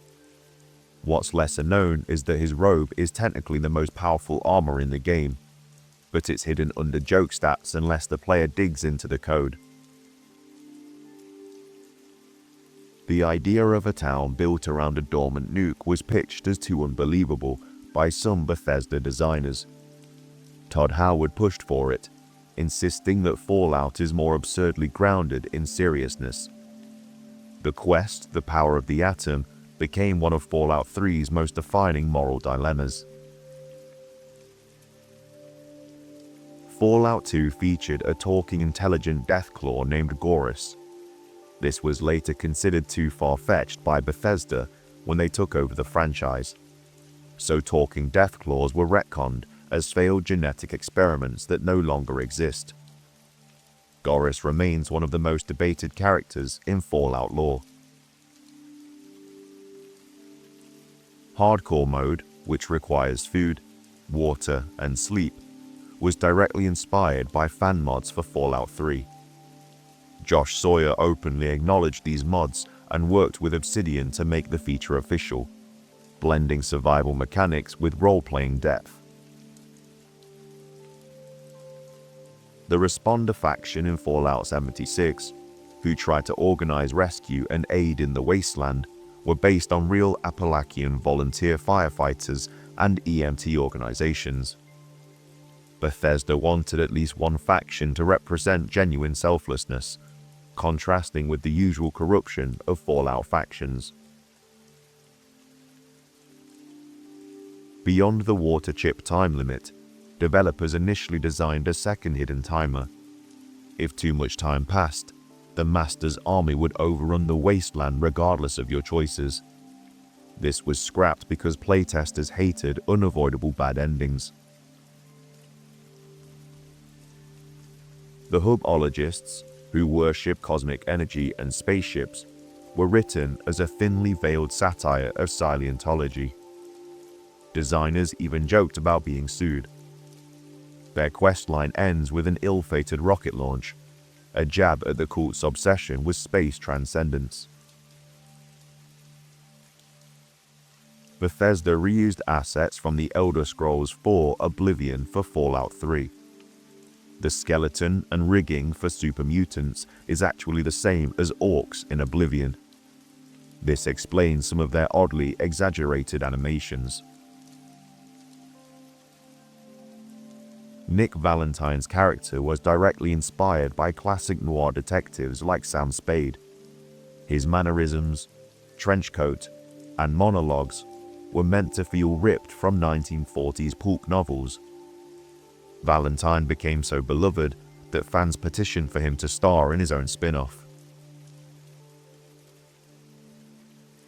Nuka-Cola Quantum's glowing look was developed long before Fallout 76, but the electric blue soda concept was based on Pepsi Blue, which was released in 2002 and quickly discontinued. Developers wanted a drink that looked toxic yet delicious. A sequel to Brotherhood of Steel in development and would have featured locations like Las Vegas, not to be confused with New Vegas, and tactics-inspired mechanics. It was cancelled when Interplay lost financial stability, and all assets were scrapped. Ian, the first human companion in Fallout 1, was notorious for accidentally shooting the player during combat due to poor AI pathing. Fans joked about his betrayal was canon, leading to community memes about Ian being secretly untrustworthy. Joshua Graham, the Burned Man, was intentionally written as a living legend. Writers originally debated if he should have died in the Grand Canyon, as logic would dictate. They decided his survival emphasized themes of faith, resilience, and myth-building in the wasteland. If the player frees the synths in Fallout 4, the narrative parallels Blade Runner, especially the escaped replicants theme. Bethesda even noted in commentary that the Railroad faction was their homage to the replicant struggle. Fallout Tactics includes endings where the Brotherhood uses advanced technology to conquer huge regions. Later games downplay this because Bethesda only considers some events from Tactics canon. This created one of Fallout's longest-running lore debates. Harold the Ghoul-Tree hybrid wasn't originally going to be in Fallout 3. Bethesda included him after fan pressure, but Todd Howard admitted later that they weren't sure what to do with him, leading to his final, tragic role in Oasis. A cut encounter in Fallout 2 involved fighting an unstoppable robot called the Infiltrator, a parody of the Terminator. It was removed for time constraints, but still exists in partial code. Choosing Fenway Park wasn't just a Boston reference. Developers wanted to symbolize a community forming inside the ruins of an American pastime. Baseball's themes of tradition and nostalgia mirrored Fallout's retro-futuristic tone. The Mothman shrines in Fallout 76 don't always summon the same variant. Some versions bless the player with buffs, while others summon hostile Mothmen. This reflects real folklore, where the Mothman is seen as alternatively as a protector or a harbinger of doom. The slideshow endings in Fallout 1, which narrate the fates of towns based on player choices, were inspired directly by Interplay's earlier RPG Wasteland. Fallout was originally conceived as a spiritual successor, so the ending mechanic was carried over. The Pit DLC in Fallout 3, which takes place in a raider-run steel mill, was designed as a commentary on industrial labor abuse. The setting and oppressive conditions drew inspiration from Upton Sinclair's The Jungle. Liberty Prime was nearly left out of Fallout 4 due to technical limitations. Animating the giant robot moving through a dense city was challenging, but Bethesda re-engineered the animations from Fallout 3 to make it feasible. When Fallout 76 was first announced, developers envisioned nukes as a way for groups to unlock raids and rare loot zones. Instead, players quickly used them to grief others. Bethesda later patched in safeguards to limit abuse. The Master, Fallout's final boss, was voiced by Philip Athens, who was also a lead designer. His lines were heavily distorted with audio layering to create the unsettling multi-voice effect, symbolizing the Master's many consciousnesses fused together. And with that, brings us to the end, of our collection of Fallout facts. Fallout endures because it refuses to offer easy answers. Beneath the power armor, mutations, and ruined cities lies a deeply human story about fear, ambition, and the cost of survival. Every game asks the same question in a different way. If the world ended tomorrow, would we truly build something better or repeat the same mistakes all over again? Thank you for listening. We hope you sleep well. Good night.